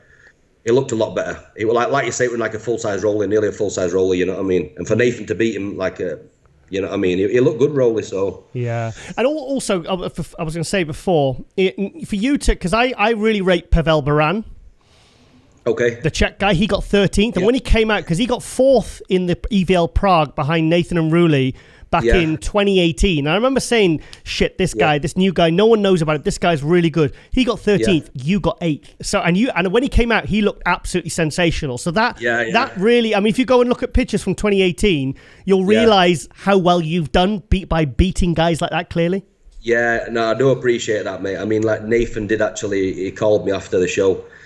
And he said to me, you remember, Rob, like, I'd say 90% of that lineup, like, the judges have seen before. They know the names. Like, you just come on there and nobody knows you. So for you to get that place in middle of second call out, you know, it's phenomenal. So it's hard, Giles, when you've been in, like, an amateur ranks and you've been tasting victory for so long.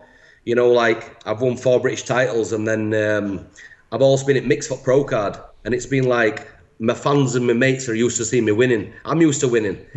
And then you're starting at bottom of the ladder again. So it's bittersweet. But then you got to remember, I've just placed like above middle in that lineup. It's like, it's a win in itself, mate, you know. Yeah, no, like I said, I mean, it's a fantastic starting point. So what's next for you now? Right, obviously I don't want to announce anything tell me. concrete because like I've come back home and obviously my priority is my family, my kids, and you know it always has been. So I'm back settled into home environment. I'm back on diet today, back doing cardio. I'm gonna let my body like adjust and like I'm gonna train at 50% for the next week, just to allow this sickness to really pass through me and not to do any damage. I've got blood work booked on Monday, so I'll make sure everything's all right. I think everything's all right. I'd love to get an invite to Arnold's. I would train for it. Arnold UK? UK Arnold's, mate. Why not? Why shouldn't they? Do you know what? Why not? Why not? I asked them, they said, I don't know. It's my sponsors, Raw Sports Nutrition, they're sponsoring the event. So, I mean, like, I'm going to be there handing the trophy out. So it's like, even though I can't do it, I've got to be there. So it's like, I'd love to do it. But isn't only the American, correct me if I'm wrong, isn't only the American Arnold an invitational? Like the Arnold Australia, the Arnold, all the other Arnolds, the South America, are they open shows or are they invitational as well? No, they say it's invitation only. Wow. But like, I know Tim Buddisman's had a special invite late because I applied maybe 17 weeks out from the show. They said they'll put it to the Arnolds, they sent over, and they denied it. And then obviously, on the grounds that the list's already made. It's already been made. But then, since then, like, Tim's been added to the list and stuff like that. So I'm just, you know, I'd love to do it because obviously in front of my own people and I'm going to be at the event anyway. And it's just like first Arnold at UK. I'm like the last British champion, if you know what I mean, as well. It's like, it's a no-brainer, isn't it? Well, I won't mention any names, but there are competitors in that show that you're actually, well, technically ahead of now that are in the show. But obviously the list was made before all these shows. It was made weeks ago. Yeah. So, I mean, can't you pull, I'm sure you can pull a few strings, mate, surely. We can try, mate. We can try, can't we? Come on, once this video gets out there, we might be able to pull a few strings, might we? Yeah. Well, I think it's a great lineup, but I mean, at the end of the day, good quality names, and you're going to sell plenty of tickets, you know, because you're going to 100%, mate. Yeah. I mean, you'll probably sell 100 tickets. They want to see best at British. There, simple as that, you know. And you know what I mean. It's, but if that obviously that looks like a no-go. The San Marino week or two after, and then it starts. Then it's I think there's a few shows like Romania and things like that, but we'll see. What about Prague? Because I think I'm going to be at that one because I know Nathan's down to do that one, and that is an incredible show, mate. Do you think I've got enough time to grow to beat Nathan in that time? Oh. Well, do you know Battle of the Teeth Part 2? Yeah. No, Nathan did Ashes. When's Prague? Is it November, mate? Is it? Yeah, it's I could probably check on my phone actually. I'll message you afterwards, but amazing. Yeah, because it's after the Olympia, a few weeks after. But I mean, I mean, sure. I mean, you've got a great placing there. You turned up in condition, but I mean, maybe for you would just maybe want to have without that 212 completely gone out of your mind now. Yeah. You know, we'd love to see you at say 228. 100%, mate. Shredded, full, bursting. Yeah, fresh on the day, and also, mate, it would actually give me a little bit of time to have a little rebound and grow a little bit, and fully fixate my mind on the open class now. Like I said, with no distractions, a 2-1-2. So hang on, how far are you from me? Because I'm near Halifax in Yorkshire. You're from Barnsley. That's where your gym is, yeah? Barnsley, mate. Yeah. So I'm basically my gym's in Aversley. I live in Royston, which is obviously I think it's about 30 minutes from you, mate. Oh wow, I have to pop over. Yeah. So you're more than welcome to come on my gym, and I actually own a burger cafe as well. So if you want to come on for a burger, you can have a burger. Carly, we're going to Rob's gym, and we're going to do some filming. You're doing the filming. There you go. It's all sorted. It's all sorted. Feed the lads. Yeah. Yeah. Right. So tell us a little bit about your gym, quickly. Right. So I set my gym up solo 7 years ago. Yeah. I rented a unit for 4 years, and then I bought a building at auction, and converted it myself because I was a builder. And then my gym's full of Panatta and Cybex, all like brand new kit. It's all green and black. And then at side of it, I've got a cafe called Callie and Cruz Cafe. That's basically my kids. Callie's my girl, Cruz is my boy. And basically, a little story behind that. We used to do the meal prep. Okay. And then COVID kicked in, so nobody wants to eat healthy. So we started doing gourmet burgers, and it were a winner from day one. So now what we do is we bulk them up in the cafe and then get them fit in the gym. That's the process, mate. Yeah. What is it with these trends of like cookies and burgers, and it's like everyone's gone, do you know what? We all know how to eat clean now. There's a million meal prep companies, but when we want a nice cheat, we want a nice cheat. We do, mate. Thing is, mate, bodybuilders like to eat, don't they? So they're not daft, It's when you've been obviously starved for that long and you're on clean food. It's just the dirty food you want. That's what you want, isn't it? Yeah. So let's talk about like British bodybuilding at the moment, because right now I think it's absolutely exploding. It's booming, mate. I think it's booming. Yeah, they got some great guys coming on the scene. I'm really excited to see James Hollinshead at the Olympia. Oh yes. Nathan at the Olympia. That'll be a little thing going off as well, because I'd think they're both at like level standpoints at a minute. Yeah. Both great bodybuilders, but both very different physique. That'll be a great lineup. Jamie Joel's very good bodybuilder. Cuba's from my area. Mm-hmm. These are up and coming lads. I'm excited to see how everybody compete. I think we should all promote each other, all help each other out. That's how bodybuilding should be. There's too much like negative press in bodybuilding because there's people talking about each other. But I think if we're all from the UK, let's get behind each other and let's all kick it on and let's push it on. To be honest, I think I sense quite a good sort of level of support. I think because you've got people like JP who's sponsoring a lot of athletes, and he is bringing people like that are bringing people together. You've got Jamie DeRigo, people like that, and I do see people collaborating. Like you've got Josh Malley training with Jamie, and there seems to be a little bit of collaboration going on. It's like a community, mate, and it's like one big family. I think Yeah. And it's good to see, mate. But you do find like. I went to Jamie because Jamie's very similar to me, as in we train totally different to like how Jordan trained, JP and all that train. I think there's no right and wrong way to train, but like Jamie trains very similar to me, so we train doubles, so we train twice a day. What? Yeah. So basically, I get up in the morning, I'll do 5 rounds of posing, do an hour on a Stairmaster, then I'll have breakfast and I'll train session 1. I'll have 2 more meals and train session 2. Jesus, okay. 2 hours of cardio, 2 sessions a day. Yeah, so it's a bit like what they do in Q8, a bit like Nathan does. So basically, you do your big body part in the morning, then you'll do the top-up work at night. So for instance, back on the morning, you'll do like biceps and traps at night, Yeah. So instead of doing it all in one big session, it'll be split. So that's how Nathan gets in shape in 4 weeks? That's the secret, mate. That and Curry's apparently. Curry's a football. Yeah, that's it. Yeah, that's it. Wow. So actually, going back to Nathan D'Asha versus James Hollinshead, because Nathan has 7 pro wins, James has 2. Yeah. But James really is one of those guys that he's done nothing but make improvements in the last year. Do you know what I mean? Correct. So he's going to be a much better version. Whereas 100%. You're right, there is a little bit of a. listen, on paper, Nathan blinds everybody. You know, Nathan, his results speak for himself. Yeah. Nathan's a cool guy.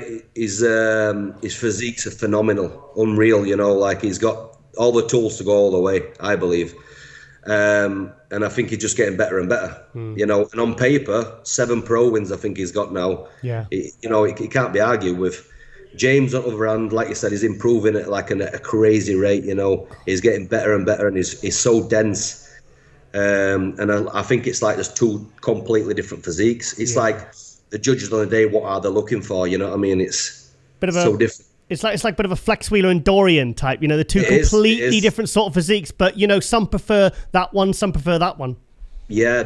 mate. That's correct. I mean, like, I think. You know, like I said, they both got phenomenal physiques, but like one thing I say about Nathan is he's very consistent. You know, like I'd say 95% of his shows is on. You know what Nathan's coming. You know, like it's either going to be 5% difference, but you know Nathan's always going to be. You know what I mean? It backs up his talk anyway. But the thing with Nathan is, I mean, I remember rolling my eyes in an interview when me and him spoke a few years ago, and he says, for this show I'm going to bring this look, and that show I'm going to bring that look, and I was like, really? And he's like, and he does. He's actually, like, if you compare how he looked at the British Grand Prix in 2019, this kind of like, I mean, he probably was maybe not even 250 there, 240, 250. Yeah. But he brings like a completely different sort of physique. And then he comes to the next show and he goes, right, I'm going to play the size. And he just, it's like a different bodybuilder, within a few weeks. Crazy. It's insane how much control that guy has over his body. Well, you will look at him at New York Pro and then Cali week after. There you go. Like two complete. And I think what it is judges' criteria again. He knows what the judges want at that particular show, and he just, like, you know, brings his body into that, you know, with fullness. Yeah. Which I wouldn't have the balls to do, mate, because I want to get shredded every show. Yeah. I would not dare push, but Nathan's got the lines different shape, you know, to do that. Whereas like my signature is peeled. Gotta be peeled. Yeah, I mean, if you can come in sort of like at 220, which is like really 8 to 10 pound under, and everything still looks full and round. Yeah, mate, I think you should do EVL, and I want to see you like 228, 230, shredded, bursting full, because I think that would. I mean, imagine if you got like an incredible placing there, but looking at your absolute best that you know, without, like I said, without that 212 restriction out of your head, you know. Yeah, I think as well, mate, is when you get on the scene as well, the worst thing you can do is like do a show and then have loads of time off. You need to like kind of get your name out there and keep it in shows, and, you know, like just getting the judges' tongues, you know, like you need to be known. This is what the sport's about, innit? You know, getting better every show and not waiting your turn. You know, your name's only hot for so long. You might as well do the shows. Yeah. How old are you now, mate? I'm 34, mate. So I didn't come into bodybuilding while I was 27. I did my first show at 27. Wow. And then I won 4 Britishers back to back. Shit. So I literally won the beginners, inters, 90s. You know, like I went from that. So I've not really had time off from that. It's just been straight, clear cut, apart from the COVID situation. Yeah, this is a good age to really kind of make you move now, mate. 100%, yeah, mate. And I feel fresh. That's the main thing, you know, apart from my shoulder injury. But my shoulders are a pretty dominant body part for me, so I don't do any shoulder pressing. I can do side laterals and rears, but I can't do any overhead pressing. So I kind of work out the biomechanics that work for me now. Yeah. Right. Well, I think what we're going to do is we're going to come before EVL. If you're definitely doing that one, we'll come before, do some filming for Global, and we'll put that as a segment. And because, like I say, if you're that close, I had no idea you were that close. Yeah. Yeah, mate, I'd love to see you. Hopefully, fingers crossed, they'll see sense and give you an invite to the UK Arnold, because it's gonna really add something to that event if they have you there, mate. I really do think. I appreciate that, mate. Make it happen, Giles. Make it happen. See what I can do. No, but I do appreciate you having me on, mate. It does mean the world, you know. Little things like this, you know, it's just fulfilling a dream for me, mate. You know what I mean? Good, man. Well, you're doing great. And like I said, that was a fantastic pro debut. Because I remember on the live show, I was going, shit, I think he's got top 10. He's got top 10, you know, because I can tell by the call-outs. I was like, they're really moving Rob around us. They're really giving him a good look here. And that was really exciting. That really kind of added, not just as a British bodybuilding fan, but, you know, as an international, it was great to see someone making their pro debut, be moved around a lot and compared. And I just thought, this is going to be a really good start for you. So before I let you go, mate, anyone you want to quickly thank? I want to thank my coach, Jamie Derego, for everything he's done for me, especially over the last 7 weeks. You know, this guy's been like a brother to me. He's done more in this 7 weeks than a lot of people's done in my lifetime. I want to thank my wife, Abby. Obviously, she just like my rock all the way through. My kids, everybody who went out to the show and supported me, everybody who messaged me on social media, you know, it does mean the world. My sponsors, Raw Sports Nutrition, and just anybody who gets behind me, you know, it does mean the world. Every message means the world. So this is only the start for the Barnsley Pitbull. Yeah. So you've got Muscle Unit and then you've got Barnsley Pitbull, which is the one you like. What's the one you like the best? Right. So Muscle Unit is my gym name. Okay. So that's what it is in Instagram, the real Muscle Unit. So everybody calls me the Barnsley Pitbull. Right. Okay. Okay. So. Okay. You have to come on stage with a studded collar or something. That's it, mate. You know it. Yeah. Yeah. Get some cropped ears. Yeah. All right then, mate. Well, thank you so much for coming on the show. And like I said, just keep going, keep doing what you're doing, because you're off to a fantastic start as a pro career, mate. You know, like I said, top 10. I was watching it. It was incredible. So, big well done to you, mate. And I'm really happy for the start of basically what I think is going to be a really good pro career, mate. Amazing. Thanks very much. I really appreciate having you on, my lads. Honestly. All right then, Rob. Thank you so much, mate. Cheers, guys. See you later, mate. And welcome back to MD Global Muscle here at the On the Rise Media Studio with me, your host, Giles Thomas. And we're joined by the return of Zack Khan. Oh, Zack, it's so good. It was so good to see you last week in Alicante, mate. Honestly, mate, it was a real thrill. Well, thank you very much. I appreciate it. Thank you. Because the night before on the Friday, somebody said on it was on a forum or something. They said, "Have you heard about something about Zack's prep?" And I said, "Zack who?" And they went, "Zack Khan." I said, "What are you talking about?" And they said, "He's on."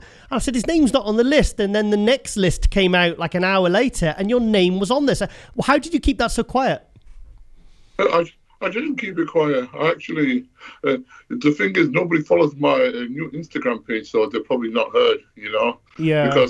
Because I've been banned about 10 times for talking about, this and that. So this and that. Thing is, mate, I've actually, because when I knew it was competing, I actually started following all these because I typed in Zack on the thing, and all these like your boy Zack and different Zack and official Zack Khan, and I was like, well, do you know what? I'll just follow all of them and I'll message all of them and see what hits. Yeah, my main page is the Zack King Khan one. You know what I mean?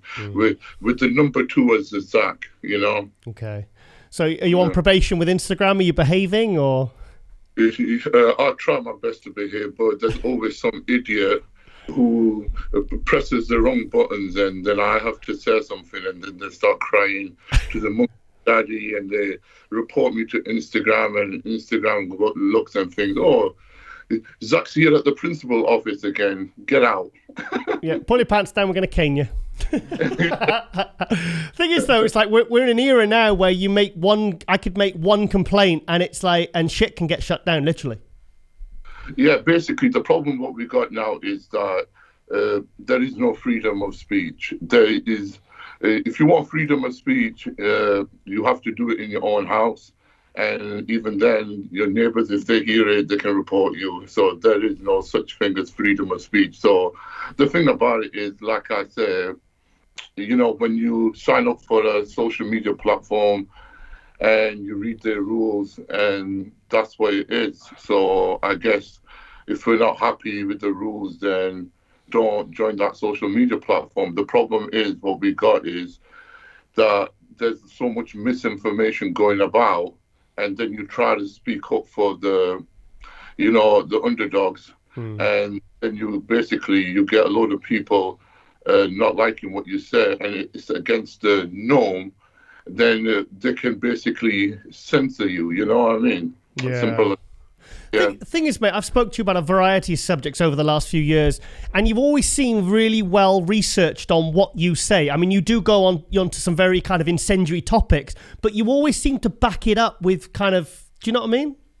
Yeah, but the thing about it is, the problem we have nowadays is somebody will send you some bullshit on WhatsApp and some video or something, said this has happened, without even going into the video, looking at it, already that person has sent it to 10 of his mates, and his mates have sent it to 10 of his mates.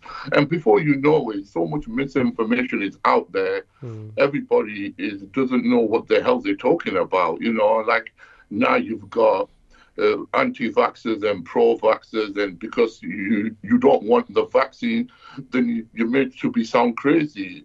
I just think to myself, listen, I haven't got no problem with people having a vaccine, and I haven't got a problem with people waiting and not having a vaccine.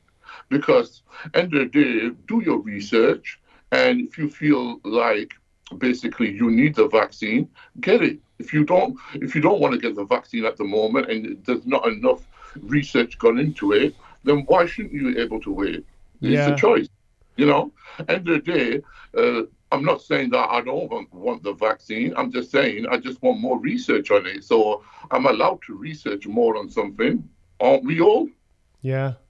And also, I definitely want to say you're ahead of the curve on Facebook, because how I feel about Facebook now is how you told me how you felt about Facebook several years ago. Yeah, exactly. I told you it's all happening like that. If you want to know what's going to go on in the future, just look at China. And basically, China now has got the citizen credits, where if you speak bad about the country, the economy, the government, you will be on a credit score where you will go into negative credits. And if you go into negative credits, that'll affect you applying for a job, going to the nice restaurants, flying, everything. So if you're a good citizen and you don't say nothing bad about the government, and you said they're all hunky-dory, they're all great, and the sun shines out their arse, you'll get the best credit score, and you'll be a good citizen, and you'll be open up to all the best restaurants, nightclubs, everywhere. And if you notice, that's what's basically happening in the UK and America now, because now we will need the vaccine passport to get into these events like nightclubs and places. So no. And if you don't get it done, then you will not able to go to these places. So the holiday home in China is definitely on hold then? Yeah. Oh, damn it. That's your penthouse apartment's gone in Beijing. Yeah. But the thing, what people don't realize is how much power China has got all over the rest of the world with exporting and everything. If tomorrow China decides to stop exporting stuff, rest of the world will come to a standstill. This is the problem, is we as a country, UK, in the 60s, 70s, 80s, we used to have YTS schemes where plumbing and, mechanics, building works, construction and stuff like this. We grew our own, employment, in colleges. So there was always somebody there to take over these jobs when the elders retired.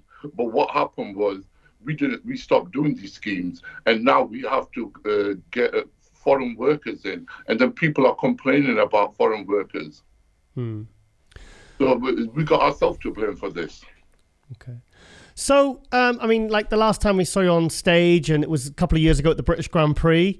What have you been up to in the last couple of years, mate? Basically, I've been working on my own supplement range, and that's going well. So thank God for that. Good. So I've been on that. And, basically, I still do a lot of stuff with, clients and online stuff like this as well, but with selective few. But the supplement side has been the main thing, my main focus. Good. So I've been doing a lot with that. So what about, I know you moved your gym a couple of times, didn't you? So where is it? I had the one under the arch. Was that the private facility, wasn't it? And then what happened was before the lockdown and everything, it was just by coincidence. I sold my gym, and I did sold it because then 6 months later the lockdown happened and stuff like that. So I was training at a local gym, and then obviously you heard that all gyms were closed. We weren't allowed to train at any gym because of the COVID, and then I ended up. Investing in a home gym, and for this prep, and since then I've been training at home. You're still in the apartment that I came to see you years ago? No. I've got a house, so so basically, I've got a garage gym, and I train in the garage gym now. Wow. Yeah. So I stick with the basic stuff. So if there's anybody out there who tells you you can't train for a competition at home, they're bullshitting. You can't. The problem is what we got now is yourself, when there used to be 4 TV stations and now we got hundreds, but just because there's 100 TV stations doesn't mean we're still getting the same quality as them 4. Yeah. And we get a lot of bullshit TV stations. And the same comes to gyms. There's so many gym equipment now and you see like girls can leg press templates on some leg press machines, and you're like, what the fuck's going on? It's like mostly assisted, you know? And you see these young skinny lads like shoulder pressing 6 plates aside, and they're posting on Instagram like the next big thing. And it's all bullshit, because most of the machines are helping you do that way. Try doing shoulder press with a bar. Yeah. Try doing 6 plates with a bar shoulder press. Try doing 6 plates on bench press with a free weight bar. Then, try doing 6 plates on a squat, with a free weight, and you'll know how hard it is. People avoid the basic exercises because they find them hard. Yeah. Nobody wants to train hard. People want to look glamorous for the gram, look good for the gram, leg pressing 10 plates, doing a quarter reps. I always say to people, listen, if you're going to post something on the Instagram, make sure it's going to motivate somebody, not fucking think, what the fuck are you doing? Yeah. Yeah. Well, that's the problem we've got, is we got gyms full of fucking tripods, and fucking yes. And you're there hopping around trying to fucking train with these idiots setting up their tripods for half an hour. The best. Yeah, Zach. I went to a gym. I went last year. And I actually only trained there recently again, because I refused to go back, because there was a guy and he told me off for walking in front of his phone because he was filming himself on Instagram Live benching a plate. Yeah, exactly. Like, honest to God, it's like, and it's all of these people think they got self-entitlement now, because they've got a following. Yeah. And they think because they've got a following, listen, Hitler had 1,000 followers. You know what I mean? And Jesus only had 10. So there you go. You know what I mean? Yeah. Well, going back to the be able to the train in the basic gyms. I mean, last year's Olympia really proved to me. I had a conversation with Sean Clarida and Ian Valliere, and those guys, they basically said, well, look, all I've had in the last year is a basic home gym, and I've managed to not just maintain my physique, but actually improve it. Yeah, because it makes you do exercises what you normally wouldn't want to do all the time. Like, it makes you do barbell row, it makes you do bench press, it makes you do shoulder press, it makes you do deadlift, it makes you do squats. All you need is a power rack and a bench. That's all you fucking need, and you can train your whole body. So these people saying, "Oh, I need a big garage, I need a big room." No, you fucking don't. You just need a power rack. And you can do everything if you want to do it. And it made me realize, like, training away from people and just training with my training partner and stuff like that, and away from negativity and bullshit in the gym. Like, it's full of like women gossiping now. Bodybuilders are like women gossipers, Yeah. And I don't want none of that shit around me. Yeah. First thing you hear when you go into a gym, "Oh, do you see so-and-so what you posted on Instagram? Oh, do you see so-and-so what they're doing?" Listen, I don't give a fuck. Honestly, I don't. I just come here to fucking train. And then after training, I want to get fucking my process workout shake down me and get the fuck out of here, Get to Nando's.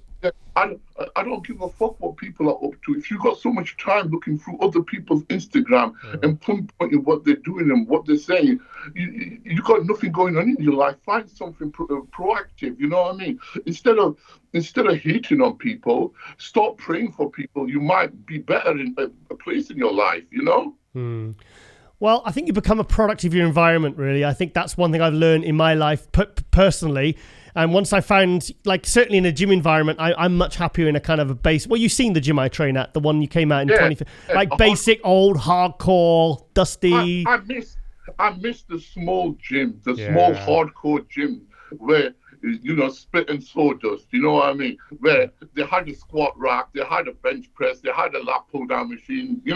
And they had a dumbbell rack all rusted. You know what I mean? And basically, you needed a tetanus jab to train in there. So I say to people, listen, if you're used to training in them gym, last of your worries is catching COVID. Don't fucking worry about COVID. You know what I mean? Yeah. If you're training in a pussy boy fucking pure gym, you best get the vaccine, because you have not been fucking training hard enough. You need the vaccine. You know what I mean? So with your home gym, just say I had an equipment company and I rang you up and I said, Zach, we're going to build an extension on your home gym and you can have all the bits of equipment you feel like you're missing. What would they be? I told you, a power rack, a barbell, a bench press adjustable one, you know what I mean? So that way you can do your shoulders on the power rack, you can do chest on the power rack, you can do squats on the power rack, you can take the weight off the power rack and have a rubber matting on the floor to do your deadlift, to do your barbell rows, and then basically you have a dumbbell set and able to do the shoulder press flies, dumbbell rows, you do your lunges. What more do you need? What more do you need? You know what I mean? Like, simple. People always say to me, oh yeah, I got to do this exercise, leg extension first, then I got to do squats, and then I got to do leg press, and then I got to confuse the muscle. Listen, you stupid fucker, your muscle has no brain. You can't confuse your muscle. Only thing your muscle knows how to do is stretch and contract. Stretch and contract. So whether you're doing flies, it's going to stretch that way and contract. Whether you're doing bench press, it's going to stretch that way and contract. It's simple. There is no confusing the muscle. Well, I mean, it worked for Dorian. You've been to Temple Gym, the old Temple Gym. You've saw the. I mean, there was none of these pendulum squats and all these fancy machines and side laterals. It was just good old fashioned basic, and it worked for Dorian Yates and it worked for Ronnie Coleman in Metroflex, didn't it? The problem is, like I said to you, like somebody said to Dorian, how often do you change your workouts? Because I did the same fucking workout for most of my career. What you want about change it? There was no reason for me to change it, because I might have substituted one exercise for another when I got injured or something like that. But the basis of my exercises was the same. Because why change something if it's not broken? Zach, did it feel good to be back up on stage, mate? Yeah, man. It was very good to be back, and you know what I mean. It's good to get the positive, impact from my followers and stuff like that. It was great. You know what I mean? Good. Like sometimes it's not about the results. It's about how far you come and how much improvements you made from the last show. You know? Yeah. And as much as you want to be, competitive and stuff, it comes down to the judges, and you always have to go back to the drawing board and say to yourself, you know what, I just got to come back better. And they did, simple as that. And people said to me, "Oh, you still want to compete? Listen, it's like this. If I didn't compete, I wouldn't strive to better my physique. You know what I mean? So it gives me a goal. It gives me a goal to better my physique. I remember when I was in hospital and shit like that, and I was thinking to myself, would I ever get back? And now I'm here. Yeah. Why the fuck am I gonna think to myself, oh, that's enough now? Yeah. Like end of the day, for me, it's not about the prize money. For me, it's about my personal journey, how far I can get. So, the placing is great to have. You know what I mean? You do want to get the best placing as possible. But at the end of the day, if you don't get that placing, all you have to do is look at your physique from a year ago and see how much you've improved. Do you know what? Can you believe it's 11 years ago since you had your accident? Yeah. 11 years. Do you remember? Because I rang you. I rang you early that day for some reason, and then I remember driving, and I remember I rang you again. I was actually driving, sorry. And you said, guess what I've just done? And you sounded so calm, and because the shock hadn't really hit you. And it's like, and then remember I came to see you at your house, and I mean, you couldn't walk, your legs were in, how long? Months? How long were your legs in plaster for? Months.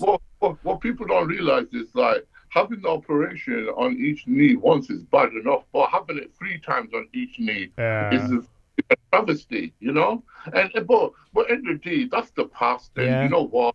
I don't look at that as an excuse. Or what's it now? I didn't place well because of that. Whatever. Well, listen, we all been given what's it now? Our lifeline, and we got to do the most with it, so we can either go back into depression and go into that black hole and take excessive amount of fucking drugs for depression, and and my life could have been a lot worse, Yeah. And that's not something. I don't take the easy way out, you know what I mean? But like I always say to people, is like, listen, guys, when you do something, you're going to get criticized whether you do well, or you're going to get criticized when you don't do well. And it's normally from the people who you know. So these times will test you, who has got your back and who hasn't got your back. The sad thing about situations like this is the people who are closest to you are the ones who shit on you the most. And it's the strangers out there who support you the most, which is the saddest bit. It's like I said to you, you can do a show and you can feel great about yourself, and then you've got people close to you coming out with negative remarks and stuff like that, and you're like, fuck me, what the fuck's wrong with this person? Yeah. And I can totally understand why it puts people off doing certain things, because people are thinking, oh, if I compete and I don't get the place I want, people are going to talk shit about me. They're going to say this about me. They're going to say that about me. Listen, people are going to talk no matter fucking what. Yeah. Don't fucking cage yourself up in a fucking cage and let people dictate what you should do with your life or shouldn't do with your life. You're doing something with your life, fucking do it. I think is it fair to say in the last decade you've learned a lot about yourself, but also about other people, and I mean that not just in a negative sense, but in a positive sense. Yeah. I've learned a hell of a lot. I've learned who's been there for me and who hasn't been there for me, and I totally get it. Most humans are fucking scum. They're negative. They look for an opportunity when a person is at his lowest to shit on them. That's the sad thing about human nature. It's like, instead of looking at somebody who and bigging them up and saying well done, some people are so toxic, they have to come out with negativity. And I totally understand why a lot of people give up bodybuilding, and I totally understand why a lot of people give up their passion, because they can't handle the shit they get afterwards when they don't do well. Because if you gotta have thick skin in the sport, if you don't have thick skin, it will chew you up and spit you out. Yeah. But on the same token, you must have had so many people that, like you said, strangers that have literally reached out to you and said, Zack, and really wanted to kind of help and support. Listen, I've had so many messages from so many fucking people. It's been unbelievable. And I am totally honored and touched. I never realized some of these people who have been following me and what I've done for them, they haven't spoken up until now, since I've done the show. And there were like people messaging me saying, it's because of you I've got back to the gym. It's because of you I'm doing this. It's because of the way you are, what you post. Your positivity is driving me on. It's because of you. I haven't done what my dad was doing, became a drunk alcoholic and drank his life away. You know what I mean? Yeah. And I always say, like, if you can change one person's life, you have done everything. You have done your goal, your destiny in your life is, changing one person's life is amazing. But doing more than one person, you can't put a price on it. You can't put a price on it. And this is what we do it for. We, as well as getting the accolades and getting the first places, winning shows and stuff like that. It's good to be remembered by good people saying that, because of that person, I did this. Mm-hmm. There's people out there who are champions, but they're rotten to the core. Yeah. They feel like the world owes them something. And it's their attitude and everything else what goes with it makes them a horrible person, I remember in 2012 when you did Dallas, And I remember, and a friend of mine was at that show, and she said she was brought to tears by when she saw you back up there. Do you know what I mean? Because of what you've been through in those 2 years. That was 2015. 2015. Sorry, but she said, look, I was there. She said it just seeing him. It was so emotional. You know, the fact seeing him back and just seeing him back up there. You know. Yeah. Like I said to you, you know, I could have so easily packed it all in because of all the shit I heard from all the people who are new and so-called friends and everybody telling me that, listen, why do you want to do this? Why do you want to put your body through this? Because I fucking want to. This is what makes me feel fucking alive. You know, if you're living a life, man, with no purpose, you're good as dead. Yeah. You know, and who are we to say to somebody, oh, you should do this or should do that? Because if that makes that person happy, you support the person or just shut the fuck up. Yeah. So, I mean, are you happy now? Are you happy with life and what you're doing, and you feeling fulfilled and satisfied and everything?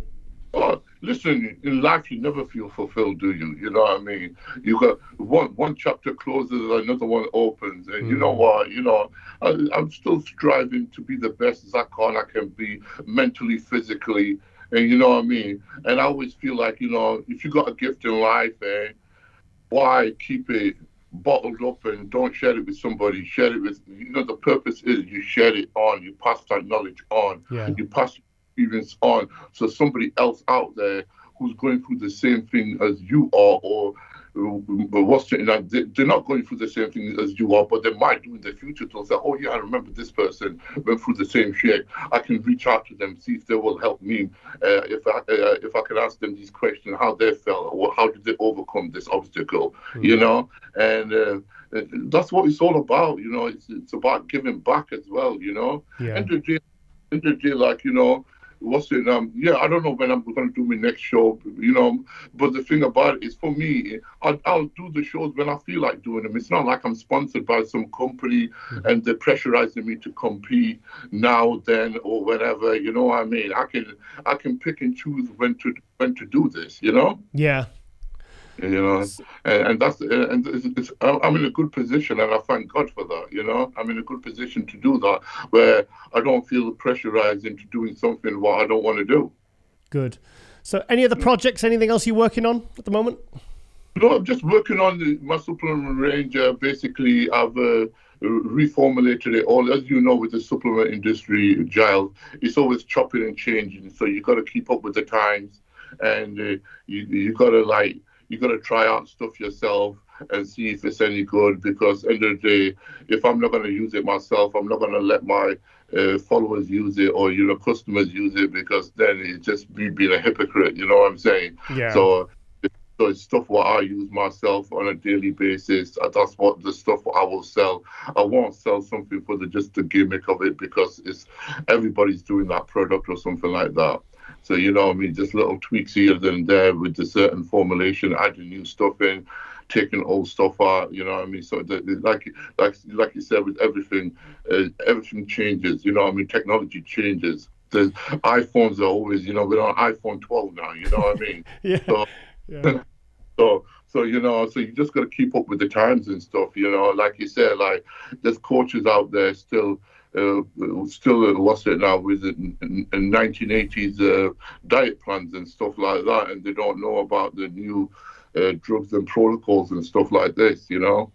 And you know, people need to research and keep up with the times, what's happening now, because everything is, you know, in bodybuilding is just going so fast, and it's all about, like, people are thinking more drugs, the better it is, which necessarily isn't the case. Or you try telling these people this, they don't believe you, you know? Hang on, you said, you're telling me it's not all drugs? Oh, shit. Oh, no! You've just completely shattered my... I'm being facetious. You know, that's the thing about it. They think that taking one tablet, it does me good, so I'll take fucking 5 tablets. What that So I remember we had a conversation once about it once, and you told me something that of your own, and I was like, yeah, and you went, no, seriously, that's all I use on that particular thing, and I was like, wow, and he says, any more, and I start to get stomach, and I was just like, and you gave me your reasons behind it, and I was like, holy shit, wow, that's impressive. Yeah, like the problem is, everything, in this industry is to the extreme measures now. Drugs are to the extreme level. Eating is to the extreme level. Training is to the extreme level. Everything is extreme. If it's not extreme, they feel like they're not hardcore enough, and they're not cool on Instagram. They feel like they have to be a certain way on Instagram for people to buy into that product, to buy into them, to buy into that image, that false image what they're selling people. Because and I know that 99% of these bodybuilders are all fake on the gram. You know what I mean? the gram. And it's just this persona and image they give it out to everybody and followers and stuff. You know what I mean? Because that's what's cool to them, and that's what sells. Yeah. So going back to Alicante, were you happy for Nathan winning that one? Listen, everybody, I'm happy for, everybody worked hard. When you diet and you train hard, and, there has to be a winner and there has to be a loser, which is, always the case in the sport or any sport, you know what I mean? There's winners and losers. Like I said to you, Nathan is an amazing athlete. Rolly is an amazing athlete. Everybody up on that stage is an amazing athlete to do what they have to do. It's not easy. Getting into the condition you need to get in to win shows, you know what I mean? And to get on the Olympia stage is, it's most people's dreams. So, end of the day, well done to every athlete who's on stage, it's not an easy feat. People, give everybody a sticker, or it could have been like this, or could have been like that. Listen, if you're sat in your fucking joggers in your living room and you haven't lifted a fucking weight, please shut the fuck up. And, there's too many Homer Simpsons. I mean, that's the problem. I noticed. I thought your midsection was nice, really nice and tight. Back to when you were an amateur, where it was really good. Have you been practicing on that, or? Mate, listen. The simple fact is, I don't overeat. Right. I don't fucking take massive amount of GH. I don't fucking take insulin. You know what I mean? It's shit like this. You have to realize that once that waist starts getting bigger, then you need to have bigger shoulders. You need to have bigger legs to match the proportion. It's like Ronnie Coleman. The best he looked was in 1998. I think when he first won the Olympia title. That's what Ronnie said. That's what Ronnie said. He says that was his favourite look. That was my favourite look of his. 247. He looked amazing. Then he started playing the size game. Don't get me wrong. The next year he came back good as well. I liked the year after his look as well, 1989. But then after that, he just started putting size on, but for the sake of it, putting it good as well. So, regards to the Olympia this year, are you keeping an eye on who's doing what? Do you think anyone can challenge Ramy this year?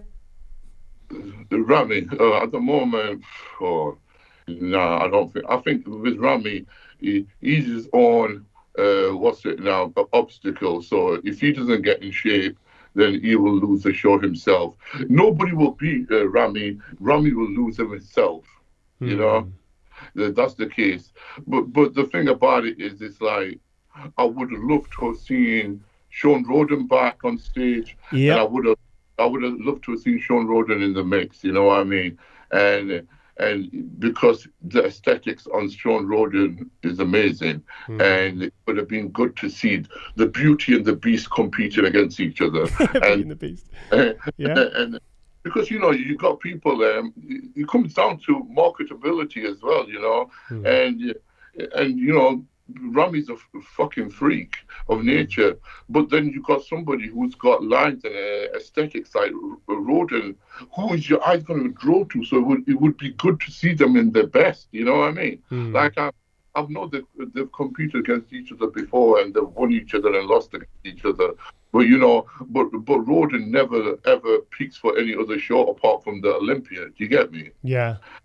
So I would have loved to have seen Roden at his best at Olympia with Rami at his best at Olympia. It would have been great. But with the shit what's going on with him at the moment, I don't know when the hell he's going to compete. It's something, it's on my mind a lot as well. I feel really like, okay, I think we need to get some movement on this now and make a decision either way, because it's kind of... I think to myself, it's like, listen, he could have competed a couple of times now for the sake of it. And you know, the problem is, it's like, aren't you meant to be innocent until proven guilty? Mm-hmm. Yep. You know, isn't that how it's meant to be in America? Yeah. You know, and so why are we holding him back from earning a living? It's like 3 years now, isn't it? 3 years. Yeah, and we might have seen the best year of Sean Roden's career gone past him.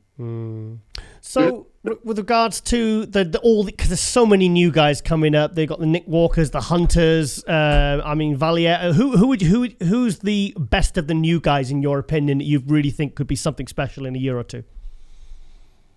They're all really good, you know, the new guys. It depends what type of physique you like, you know, it comes down to it. You know what I mean? On any given day, that's what's going to be good at this Olympia. You got Nick Walker, you got Hunter Labrada. What's there now? Is there anybody else new? New people. Yeah. And we got like Valier, and you got Justin Rodriguez coming up fast. Yeah, I like Justin. I like Justin's physique as well. You know what I mean? Nice physique, in it. He reminds me of a bit of a Victor Martinez. Yes. Yeah. He's got a good shape to him. Yeah, but like I said to you, if we're going by who's going to place well this year and who's going to win the Olympia, if Rami wins the Olympia, then you got Nick Walker that's going to be there in the mix, because he's going to match the freaks with the freaks, aren't you? Yeah, good point. You know, you can't have Rami and then an aesthetic-looking guy, and then a freak, and then an aesthetic-looking guy. It's either got to be freaks, then the aesthetics, or the aesthetics, then the freaks. You know what I mean? Like, there has to be some consistency, doesn't there? Yeah. And this is a problem where each show, there's different, they look for different things. So it's hard to say who is going to win. But when it comes to Olympia, it's always been about the mass monsters winning first, isn't it? You know, mostly. You know, if you look at the history of it, like, yeah, you know, you got Ronnie, you got Dorian. Even though Phil is not a mass monster, he's a freaky physique. You know what I mean? You got Jay Cutler, you know, and now you've got Rami. You know, so. It's gonna be a good show. It's gonna be interesting to see, and I just wish they would put the Olympia in different places around the world, because it would go back to what it used to be like. So you'd rather see it moving around like it was in the 90s, 80s, 90s. If they're complaining and saying it's not making money, I'm sure there's a lot of Arab guys there in the Middle East would love to have the Olympia in Kuwait or Dubai or them places. Yeah, that'd be good. And also they'll make money, and also everybody can travel to the Middle East, unlike America, where you have to stop off at another country for a week to do quarantine, then come into America. Yeah. It's like, I don't understand why they haven't done that in the first place, thinking, you know what? While we're not having it in Vegas and we're moving it to Florida, why don't we just have it in Europe or Middle East, where everybody can travel? Yeah, that's fair. That's fair. Right, Zach. I'm surprised. I assumed that you might be doing the Arnold UK. What's the situation there? I didn't get an invite. So. Oh shit. Yeah, so obviously, if you don't get an invite, you can't compete. So that's down to the promoter. Right. Okay. So maybe you didn't think I was worthy enough for the Willy Wonka's golden ticket, you know? No, I think Because Mr. Willy Wonka went all around England and dropped off the golden ticket for every competitor. You know what I mean? I'm still waiting for mine. It's upset me. Oh, you got to buy more chocolate. But maybe Zach, maybe they indulging more off season. You know what I mean? But maybe they didn't know that you were thinking about competing, because I literally to the night before I didn't even had a clue that you were going to be competing this year. It's not a matter about whether you're competing or not. I did the Grand Prix before. True, you know what I mean? That's true. Yeah. So the person could have just messaged or emailed and said, "Oh, what's it now? Are you thinking about doing the Arnold UK? It might be a good idea for you to get back up on stage there for the British fans. It would be something interesting for the British fans to see you get back on stage. Why not in for it, Zach? We'll give you a special invite for that reason only, because it's in the UK." Well, still time. No, that time is gone and done now, because the thing about it is, it's like I said to you, everybody else made the cut, so let the guys do it. You know what I mean? I'll definitely be supporting every British athlete. You know what I mean? Good. It's awesome. It's awesome event for the UK athletes, and it will give them a chance to showcase their best physiques. You know? Yeah. All right then, mate. Well, I was just, like I said, I was just so, like I said when I saw you and I put your neck thing on, you had a really cool neck cooler. I was like, what is that? What is that? And you went, it cools my neck. I said, what is that? It looked like a bloody, those things you wear on the aeroplanes to stop you getting a stiff neck. Yeah, mate. You know how hot it was at that show. Oh my God. Mate, backstage, I felt like a slug rolling around in my own bloody sweat. And I was wearing a 3-piece suit. You were just wearing small trunks, mate. They were saying, "Is that what you're doing in the floor, squirming a bar?" Well, I'm trying to be a slug here. Right. Well, like I said, I was buzzing to see you, mate. And I was like, when I knew your name was, I saw the new list update. I was like, oh, this is so cool. So it was really good to see you back up there, mate. It really was. It really was. Giles, honestly, yeah, like I said to you, like I hadn't spoken to you for a while, that you've been busy doing your own thing. I didn't even know you're going to be reporting that show. If you was, I would have reached out to you and would have told you, but you know what I mean? It was one of them things, but it's always awesome to speak to you and talk to you, because, you know, you're always promoting the British athletes, and not just the British, everybody, you know what I mean? And the knowledge you've got in this industry is second to none. So, you know, keep doing the great work and keep, you know what I mean, moving forward and, you know, doing what you do. Just promote the British athletes and everybody else. Zach, I knew you when you were this tall, running around in shorts with your ponytail on stage at the 1998 Mansfield Classic, and you had the Ali G ponytail. I first saw you with that freak Stuart Court in Plymouth. Was it Plymouth? No, this was 98. I came backstage and you won the juniors, and I was just like, who the hell's this guy? And I remember looking at your arms thinking, Jesus, holy shit. I remember I saw you with Stuart Court, and I was like, and I was like, who the fuck is that freak? And then I went up to Stuart Court and said, I go, mate, you got awesome physique. I go, how old are you? He goes, 16 now. I shook my hand. I went, what, 16? I go, you taking piss? He goes, no, I'm 16. Yeah. And there was another guy with him, his mate or something, some little fat chubby kid. And I said to him, is he lying? He goes, no, mate, he's a junior. He's 16. I was like, holy fuck, I'm in the packet in. And then in 2006 at the was the EFBB, you hugged me in the toilets. Oi! You come up, you just give me a big bear hug, and then people walk in and go, okay, what is it? And you're like, yeah, all right, Giles, how you doing, mate? I was like, Lucky I didn't have my tickle tackle out. Okay. Right, okay then. Well, we'll leave it there then, mate. But fantastic to speak to you, mate. And like I said, it was great to see you back, mate. And it's you're very much loved, mate. I want to say to all the guys out there, the underdogs there, who have been shitted on, who have been talking bad about, who have been not given the support they needed. Listen, guys, if I can do it, you guys can definitely do it. You know, just believe to achieve, guys, and fuck what the naysayers say. Because people who talk shit are usually trying to put you off, you know, your destiny because they gave up on theirs. Okay? Drop the mic. Drop the mic. Okay. All right, Zach, I'll speak to you very soon, mate. Like I said, thank you so much for coming on again, mate. I really appreciate it. No problem, brother. Anytime. Thank you, Giles. You look after yourself, yeah? Cheers, buddy. See you later, brother. Bye-bye. Okay, guys, it is hot news and shout out time for episode 120? 30. Yeah, 120. 40 plus 20 plus 20 plus something like that. Anyway, 110? Oh, no, it doesn't matter. Right, okay, our first shout out is this guy popped up on my newsfeed today, literally today, a guy called Chris Fine. He has, this guy's an absolute monster. Right, okay. He has just won the branch. Oh, someone said he's the branch Warren of. Look at the thickness of this guy. What show has he won? Look at this guy. He's a freak. That guy's an amateur. Look at the size of it. He's a monster, and he's very well conditioned as well. I've never. Sorry. What does he look like? He looks like something out of a bloody Marvel film. I mean, and he's big, but I think he's got a really nice shape as well. I don't know. I literally know nothing about this guy. 91. Is that when he was born? No, he would be. He looks older than 29, 30, 31, 30. He looks older than 30. Jeez. I tell you, he looks like Ivan Moody at a 5-Finger Death Punch, but like on a lot of protein.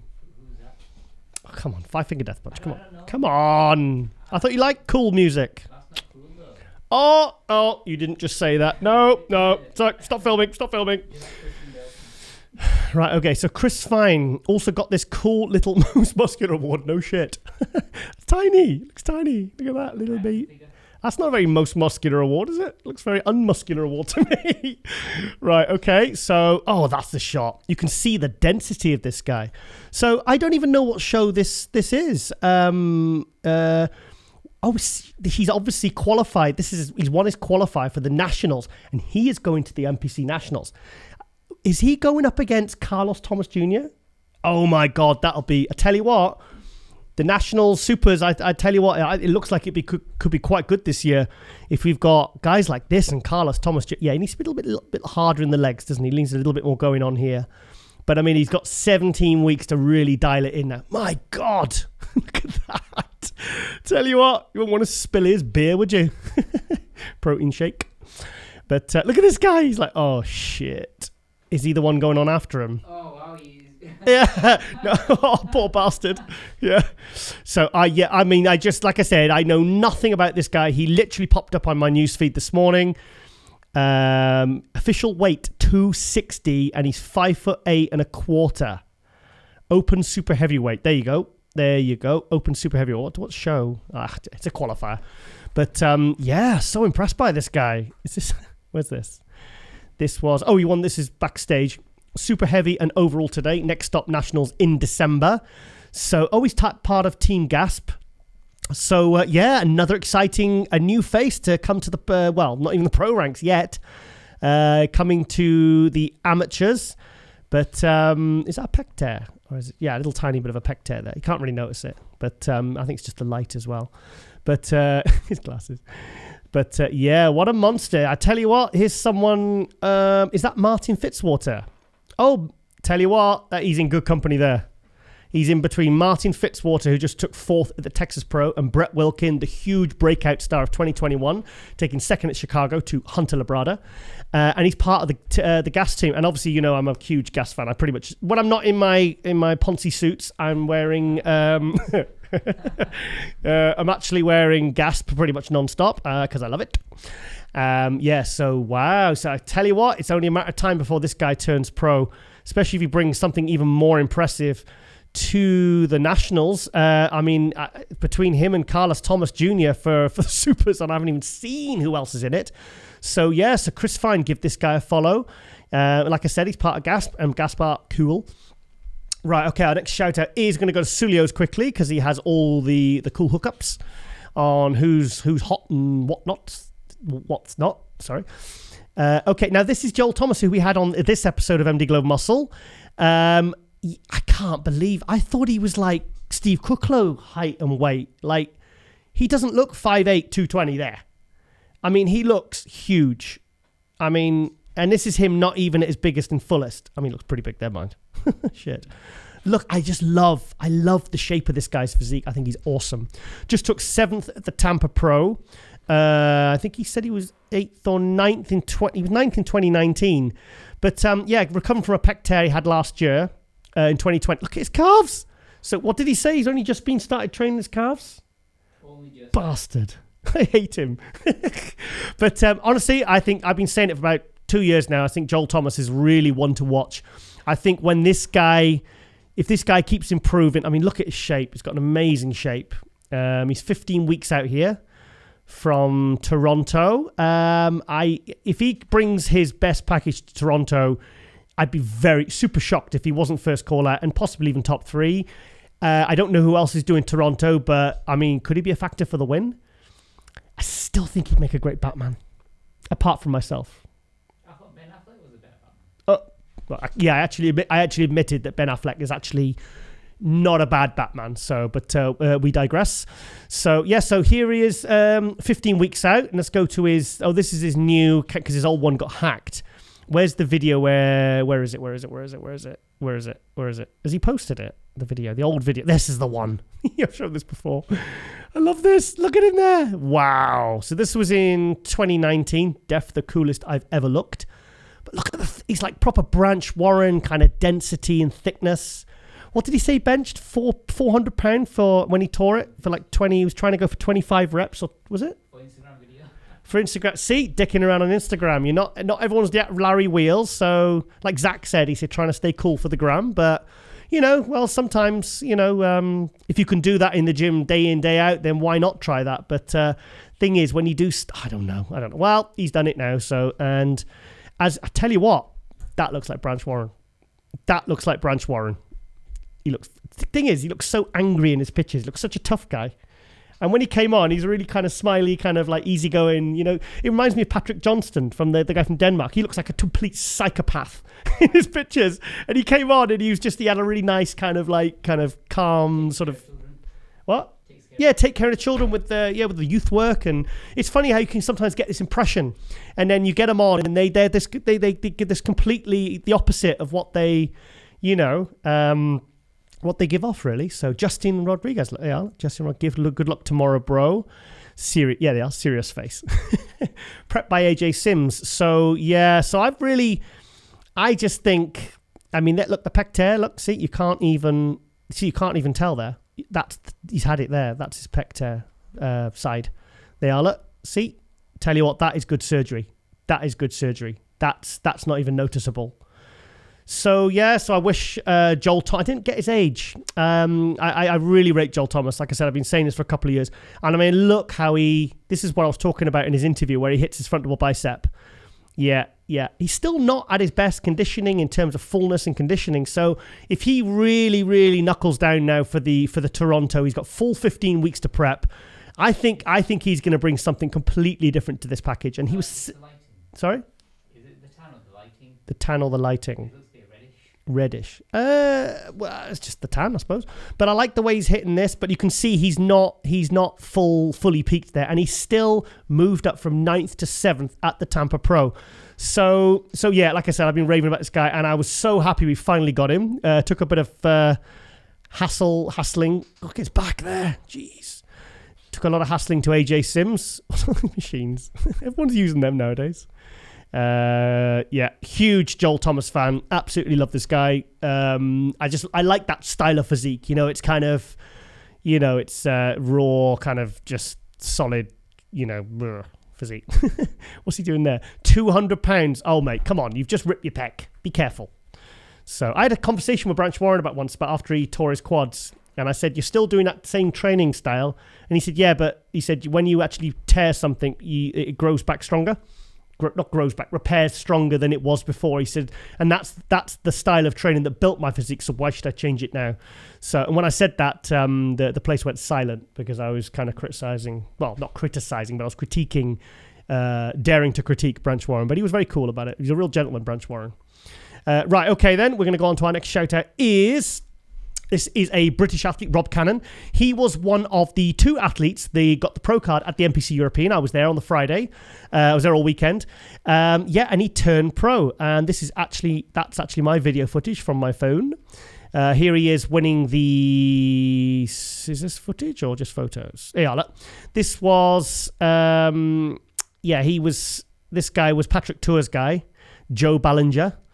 And he says and Rob said they've become quite good mates now. Obviously very sportsmanlike on stage, which is great to see. He's not really posted that one, has he? Yeah, so, Rob looked amazing. And it was, he basically won the super heavyweight and he won his pro card. Here he is crying because obviously he's so happy and so emotional that he won his pro card. But it looks great there. Freaky legs, freaky arms. He's been competing for a good few years in the UK. And, really thick, as you can see, thick, dense, chunky physique. Prepped by UK pro in 2008 middleweight and overall British champion James Llewellyn. James Llewellyn, he's made top 3 in 212, 202. I think he was 13th at the 2010 Olympia. Is that correct? Yes, I think it is. My Rain Man like knowledge, but yes, and also his partner, who they've moved in together, is Scarlett Holland, and she is a figure pro. So basically, if you ain't got a pro card, you ain't even allowed in his house. So hopefully, the dog will get a pro card as well. So who wins the shot in London for a nice swanky night away? Okay, yeah, don't take the S off. Yeah, you got misses. You don't need to. Right, okay. So, and where we are, that was great to see Ricardo as well, 212 pro. He was 2013 overall British champion, and then a lot of fuckery with the pro card situation. And he finally got his pro card, I think it was in 2018. And he ended up winning Chicago, I want to say... Was it Prague and was it Vancouver? He won 3 pro shows, and he went to the Olympia, got a good place. I think he was 9th or 10th at Olympia, and he's not really been seen since. I think he fell. I think it was top 10 at the New York Pro or something, and he's not been competing since. But which I'm surprised because I'd love to see Ricardo back up there. He's a huge personality. But anyway, back to Rob. So there you go. So a new IFBB pro. And also, I'll give a shout out next episode to Francisco Barrios, who was the other pro card winner, the guy from Argentina that Patrick Tour has been working with for several years now. He was absolutely incredible, but we will give him a shout out next episode. But so huge congratulations there to Rob. He must be I know he's thrilled. He's just over the moon. He said it doesn't even feel real, and but so it must be 22 weeks of dieting. Yeah, I spoke to Scarlett, his partner, and she said, she says it was the last few weeks were tough, because they were both prepping for. She was in the pro in the figure in Alicante. He was in the amateur. Sorry, how old is he? I don't know, but look at that pro card. That's so cool. Yeah, so there you go. He's now an IFBB pro. So we'll have to get Rob and Scarlett, I think, maybe on next episode of MD Global Muscle. I think it'd be very cool because obviously, they're partners and they're both pros now. And yes, it's nice to give that sort of some acknowledgement on the show. Right, okay, our next shout out is Lord Jones. That's his Instagram handle. His name is Brian Jones. Now, this guy, do you know I'm looking forward to seeing this guy go up against? If he does the Olympia, I'm looking forward to seeing him go up against Robert Timms. Robert Timms, who won Texas in the Classic. But Lord Jones, I tell you what, I was impressed with him at the Olympia last year when I was watching the live stream, and it looks like he has improved unbelievably. I mean, look at that. Do you think Chris Bumstead's in trouble? Nah. Terence Ruffin? Nah. Oh, yeah. God, you sound like a sheep. Meh. Sure.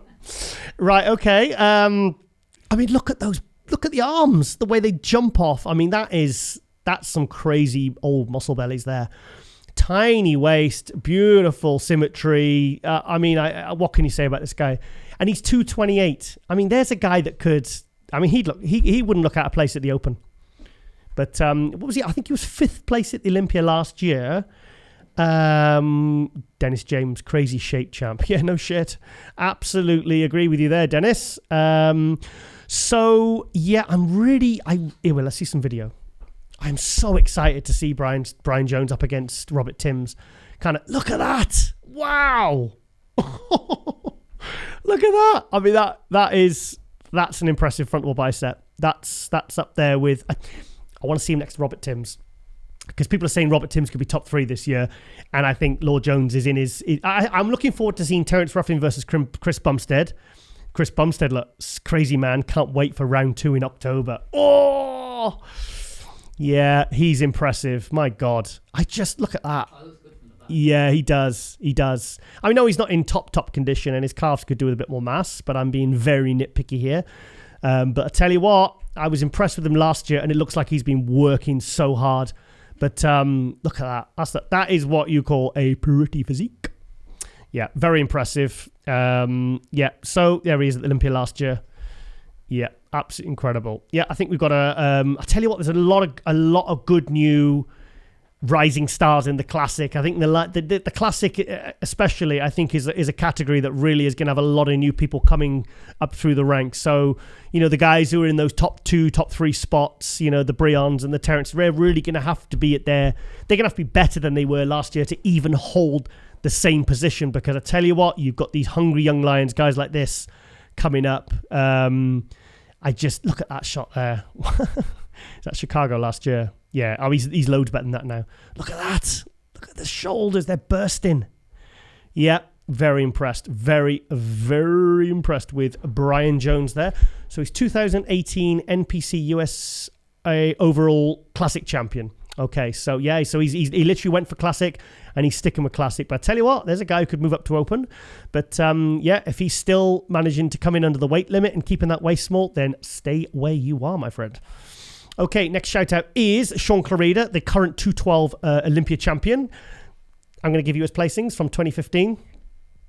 16th, 13th, 9th, 7th, 3rd, 1st. And his first Olympia, he was 155 pounds in 2015. And for this Olympia, I've got no notes, by the way. I'm showing off now.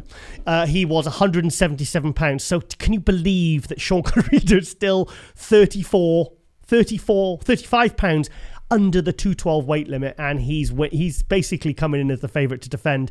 But I tell you what, Sean Clarida is going to have some trouble with Kamal O'Gargny and Derek Lunsford this year. Who else do you think could give him a run for his money? That Lucas Coelho's good, mind. I think he'll be a factor. Yes. Oh, he hasn't put the guest posing up. Oh, he did a guest posing with Akeem Williams and in this show at the Diamond Gym Pro. Let's go to the Diamond Gym Pro. Maybe they've put it up. You also have Vin Diesel then. Oh, bollocks. Vin Diesel. Which one? Who? That guy. That guy. Yeah. That's bloody Victor Martinez. He doesn't look like Vin Diesel. What are you talking about? I am Groot. But he doesn't look like Vin Diesel. What are you talking about? You crazy, man. Right, okay, so how do I get out of this? What's it doing? Okay, let's go to Sean Clarida again. Right, okay, yeah, just let's go to Sulio's. Let's go back, because I think the guest posing was on there. Okay, does this want to play ball? Nope, it's not playing ball. Right, okay. Oh, well, unfortunately, I can't show you the guest posing. Also, big heart goes out to Sean Clarida because his trainer was John Meadows. The great John Meadows. There he is doing some John Meadows rows. The famous, the movement that John Meadows. I know he's looking down, so he ain't slowing down. # for Mountain Dog. I love it. Yeah.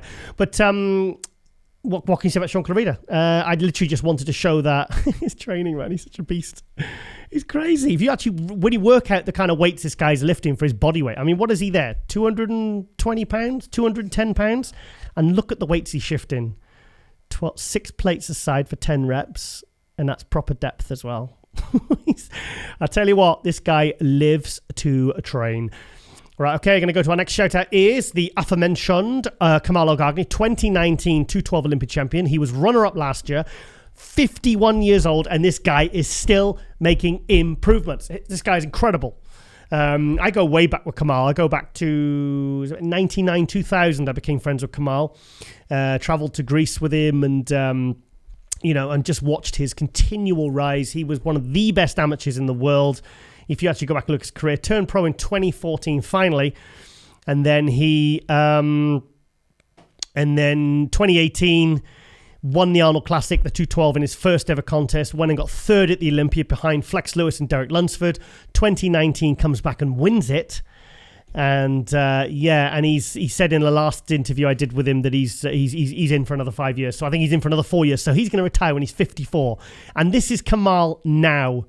So he's just relentless. I love Kamal, and such a classy physique. And I tell you what, absolutely he could catch Sean Clarida. If Sean Clarida doesn't bring his best, or better than he did last year, Kamal will take him. But then like I said, there's the tough competition from Derek Lunsford, the Angel Calderons, the Lucas Coelhos, and all the other amazing 212s, the Nathan Eplers, the Tony O'Burtons, these guys that are coming through. So yeah, there we are. Yeah, prepped by Chris Aceto. Look at that, 11 weeks out there. He's probably I'm guessing he's round about 101 kilo there. Let's see if it says. Nope, doesn't say. Okay. Yeah, so what can you say about Kamal? Just an absolutely incredible athlete. So I'm going to go to some guy called Kaleem Machina Cine Productions, Carlin the producer, producing content for bodybuilding and fitness, photographer, cinematographer, animator, and graphic designer. And you've been doing some video stuff for a few. Yeah. Bikini Mama does all the fitness outfits. Yeah. Oh, I saw that Bikini Mama. Yeah, you did that. Yeah, that's cool. Some random people that are magically attracted. Okay. Good. So, what are you doing stuff like this then for athletes? Doing sort of mini videos and you're doing actual like footage and nicely. That looks nice. See, that's nice. I like the transitions. Yeah, I like the slow-mo. You've done a really good job there, mate. Really good job.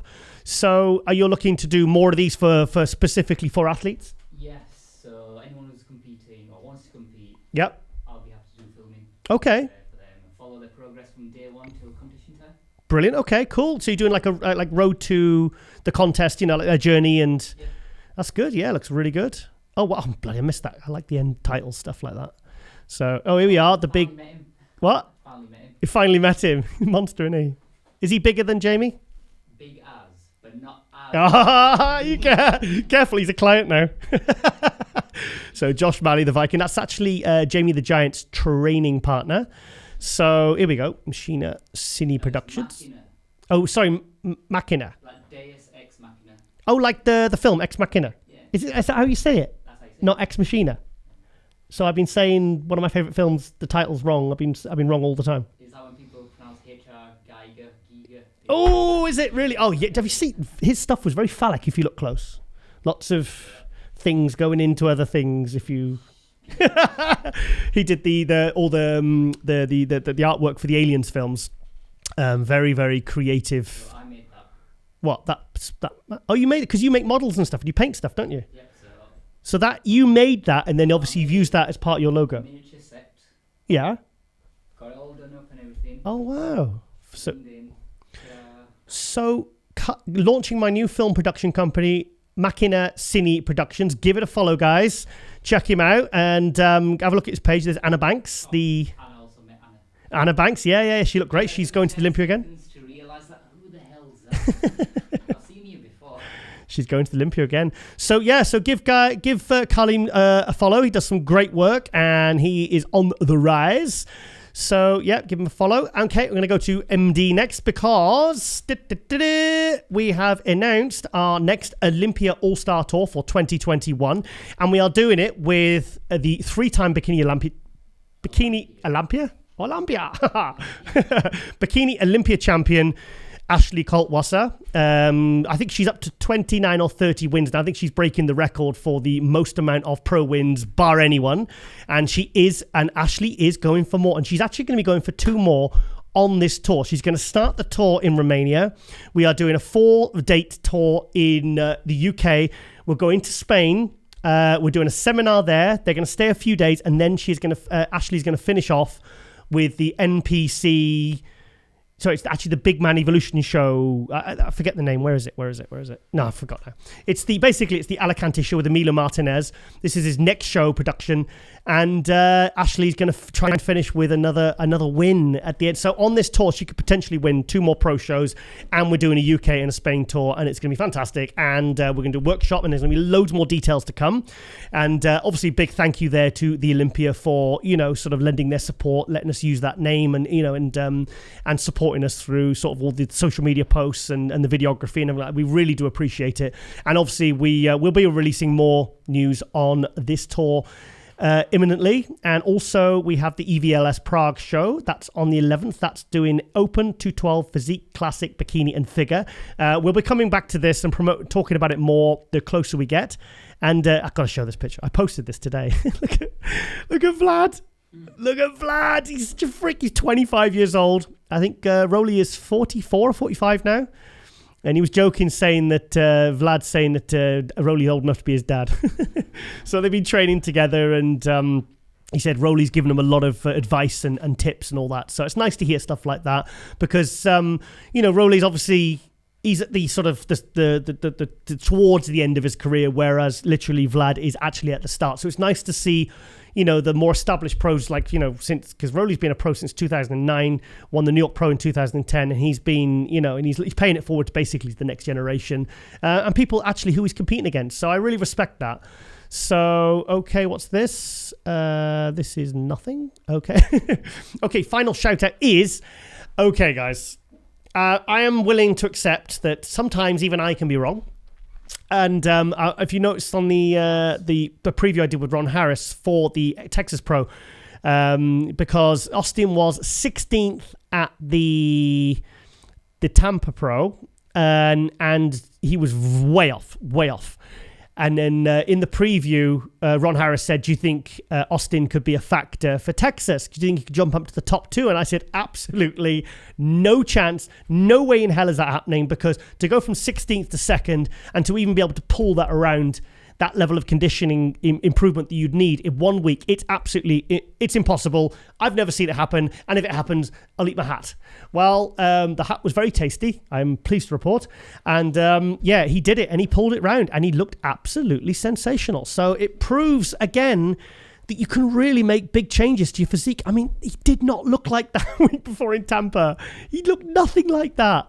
So, I mean, look at that. I mean, that's impressive. I mean, I thought he genuinely had, like, he was holding body fat, not just water. And to do that in 1 week is absolutely, like I said, I've never seen the likes of that before. So that is unbelievably impressive. And I think we'll have to get him on Global Muscle. And I want to congratulate him and just say, mate, you proved me wrong. I mean, yes. Oh, that is video. Okay.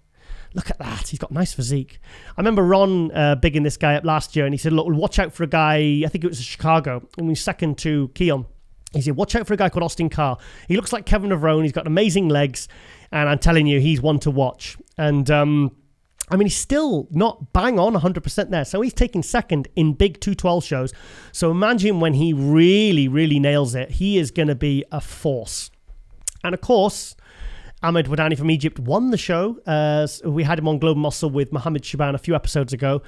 And so I was really happy for Ahmed to get the win. So we're going to get yet another Egyptian in the Olympia this year. So so fair play, Austin. You showed me something that I didn't think was possible, even with 26 years working in the industry, as a media person, and I've seen hundreds of shows. You did what I thought was impossible. So, like I said, I would tip my hat to you, but I had to eat it. So, right, okay. So fantastic. Very impressive. Okay, guys, I hope you have enjoyed this episode. I had a lot of fun with this one, actually. Yeah, and we've actually secretly maybe done a little bit filming for next episode because everyone turned up and everyone was on time and everyone was fantastic. So, so a big thank you there to all our amazing guests for the episode 30 of Season 4. Will be Season 5 soon, another 10 weeks. So, okay, guys, thank you for watching. Thank you for supporting MD Global Muscle. As always, we appreciate all the likes, the views, and the comments. And ladies and gentlemen, we are out.